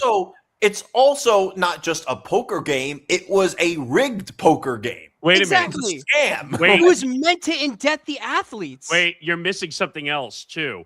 You're missing that they had the Men in Black glasses that they could see through the cards, and they had the devices where they were making you able to see stuff and But on God the back. forbid of the I show up to a casino with meta glasses. That's that's fucking too far. No, but I think when I see some shit like that as a gambler and as like a gambler first, sports fan second, it makes me not want to watch the sport. And I know it's something that a lot of true sports fans hate acknowledging nowadays, but the allure of sports betting does still pull in a lot of viewers in which Right. the NBA desperately needs. They have a declining viewer rate. So, I just think that this whole rigging thing has not been getting spoken about enough. And for NBA fans everywhere, I think this is a real death bell to the legitimacy of how some of these games are run. Morganson, do you want to go in depth about how we covered that gambling scandal on press row and through our whole show up into the air? And Yeah, toss so it out? quickly because we only have 2 or 3 minutes left in the show. But basically, I think we were in the middle of a live show, while we were doing it, and we basically had to throw our whole rundown in the garbage essentially, and spent 3 hours breaking down this whole gambling debacle. And then a live stream we did on it, we hit close to 800 people live watching that stream at one point. And our chat box was getting insanely punched like crazy, In a good way. in a good way. But you know what? That was an incredible story. I mean, Chauncey Billups is an idiot because apparently he was a mobster behind the scenes. Or working for the mob. Same difference. Yeah. And then Damon Jones, who I think just came out recently and admitted Yep. guilt. Pled guilty. I'm assuming he probably got some kind of plea deal for admitting guilt, probably. Who else was involved in that? I'm trying to remember. Oh, Terry Rozier. Yeah. Who Yeah. had to put his house And there up was for collateral. Yeah. There was videos of him selling games, and when they showed the videos of it, it was so blatant. Yeah, it was. It was bad. Brutal. I mean, Terry Rozier's had a lot of scandals. He was a part of the he was actually a part of the Louisville prostitute scandal. I remember that one too. Yeah, he needs to just stay away from Italians there. Well, Andrew prob- Cuomo and him have He's always something getting in in trouble. Clown show, clown show, clown show. no, he's too busy making meatballs for his family. But long story short, it's 11 o'clock Eastern, so we're gonna kind of close up here. Let's get all the promo stuff out of the way. Where do we want to start? Callan, where do you want to start here? Where do we start? Got a brand new week starting this week, obviously on Monday. Press row's back on Wednesday, 11 to 2 Pacific time, 11 a.m. to 2 p.m., I should say. Yeah. Still efforting a guest, still working on that. Hitting for the cycle because David and Ben are here. Yes. Do we know what day we're doing the show this week or no? Not yet, because my work is a little different this week compared to the last 2 Thursdays. But we'll figure something out. Nate, well, obviously, you guys know some of you guys was talking about maybe doing on Friday. David, I know, is obviously has some stuff going on as well as Ryan, but we'll figure something out. It's going to be Thursday or Friday, 9 a.m. One of Thursday, those 2 Friday. days. We're going to talk about the Mets and Phillies for an hour. Yeah, that's true. Also, Connor, obviously our newbie here at the network, who actually him and I go back to doing college radio together, Yeah, and us reminiscing how our new PD was a complete asshole. That's how we bonded. It was a unique experience. But I'll be part of a show called Unnecessary Wagers, which you are all already familiar with. Correct me if I'm wrong. The time is we're doing Fridays. So through the summer, it's going to be Fridays at 5 p.m. Eastern. It'll be you and Nate Miller doing the show, and then once we get to the end of August, it'll probably move to Saturday. Probably, I don't know. We'll have to look into that. I'm not sure. And to give you guys a bit of like a baseball edition of Unnecessary Wagers or the off-season edition. It's the off-season. I will also be covering baseball to give you guys, the audience, viewers, and everyone else, a little bit of a snapshot. I am a volume better. I do like to discuss methods in which you can not maximize your wins, but at the very least, you can mitigate certain risks. What are good picks? What are trending picks? Teams that are on the rise, and underdogs that just might have a little bit of luck to them. I would like to let the panel know we cashed out. Our total profit for today is $1,100. So we finished strong. Unfortunately, the Twins told, and I'm gonna cry myself to sleep or maybe the shower about that afterwards. He'll be in a fetal position. I will be. A very David Hasselhoff moment. No cheeseburger on the floor. Just me and my shame. And who else? Oh, Walter. Where are you going to be doing? You have any shows coming up? Actually, I have quite a few shows coming up, which is weird. That's not always. This week I have Friday. I'm going to be at Jerry's Place in Norwood, New Jersey for the Penguin Plunge. It's a charity show. Nice. Saturday I'm going to be up in Nanuet, New York, at the Nanuet Restaurant, opening for I'll pull it up later. And then next Wednesday I'll be with 11 Laughs in Belleville, New Jersey. Other than that, if you ever want to catch some of my other stuff, I'm on everything that's Brojo Death Punch, whether it's TikTok, Instagram, YouTube, or even if you're playing Fortnite, that's my gamer tag as well. Nice. Okay, so we got everybody in, right? We covered everybody. Yeah. I would like to add because since I am relatively new, if you're looking to check me out, I'm mostly active on Twitter. I'm Redmayne516. I post a lot of the wins there as well as the ethos behind them. And I just want to remind everybody, because I am the resident degenerate gambler, please stay responsible, enjoy the game, enjoy the love of the sport, and make sure that you've got gas money tomorrow. I think Nick would challenge you on that. The resident degenerate gambler. I think Liam would challenge you more than me. No, well, I'm not going to say the numbers because he told them to me privately, but I appreciate that. Or maybe if you're New Jersey Transit money for the World Cup, I want some of that. I could buy all of us tickets right now, and I would feel not much less of a baller. Which I'll be honest with you, that's a temporary thing. Though it's been fun to say the least. But that'll do it for the show. I don't think we're gonna have 7 people next week. This was a lot. But it's not such a problem. I'd rather have too many. The more the merrier, bro.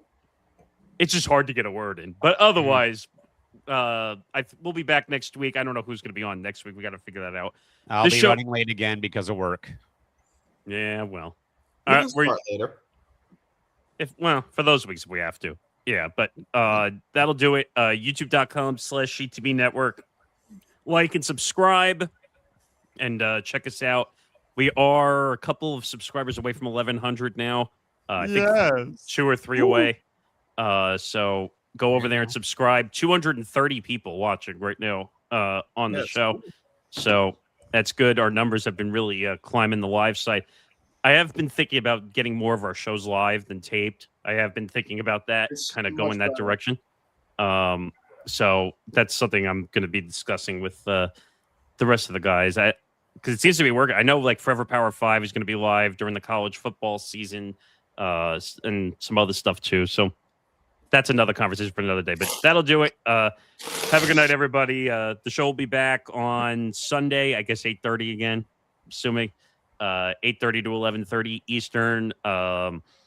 Nick D, Callan, and Connor. Those are the 3 permanents so far, and then we'll fill in the rest as we go. But all right, have a good night, everybody. Have a good night, everybody. Thanks, Yeah.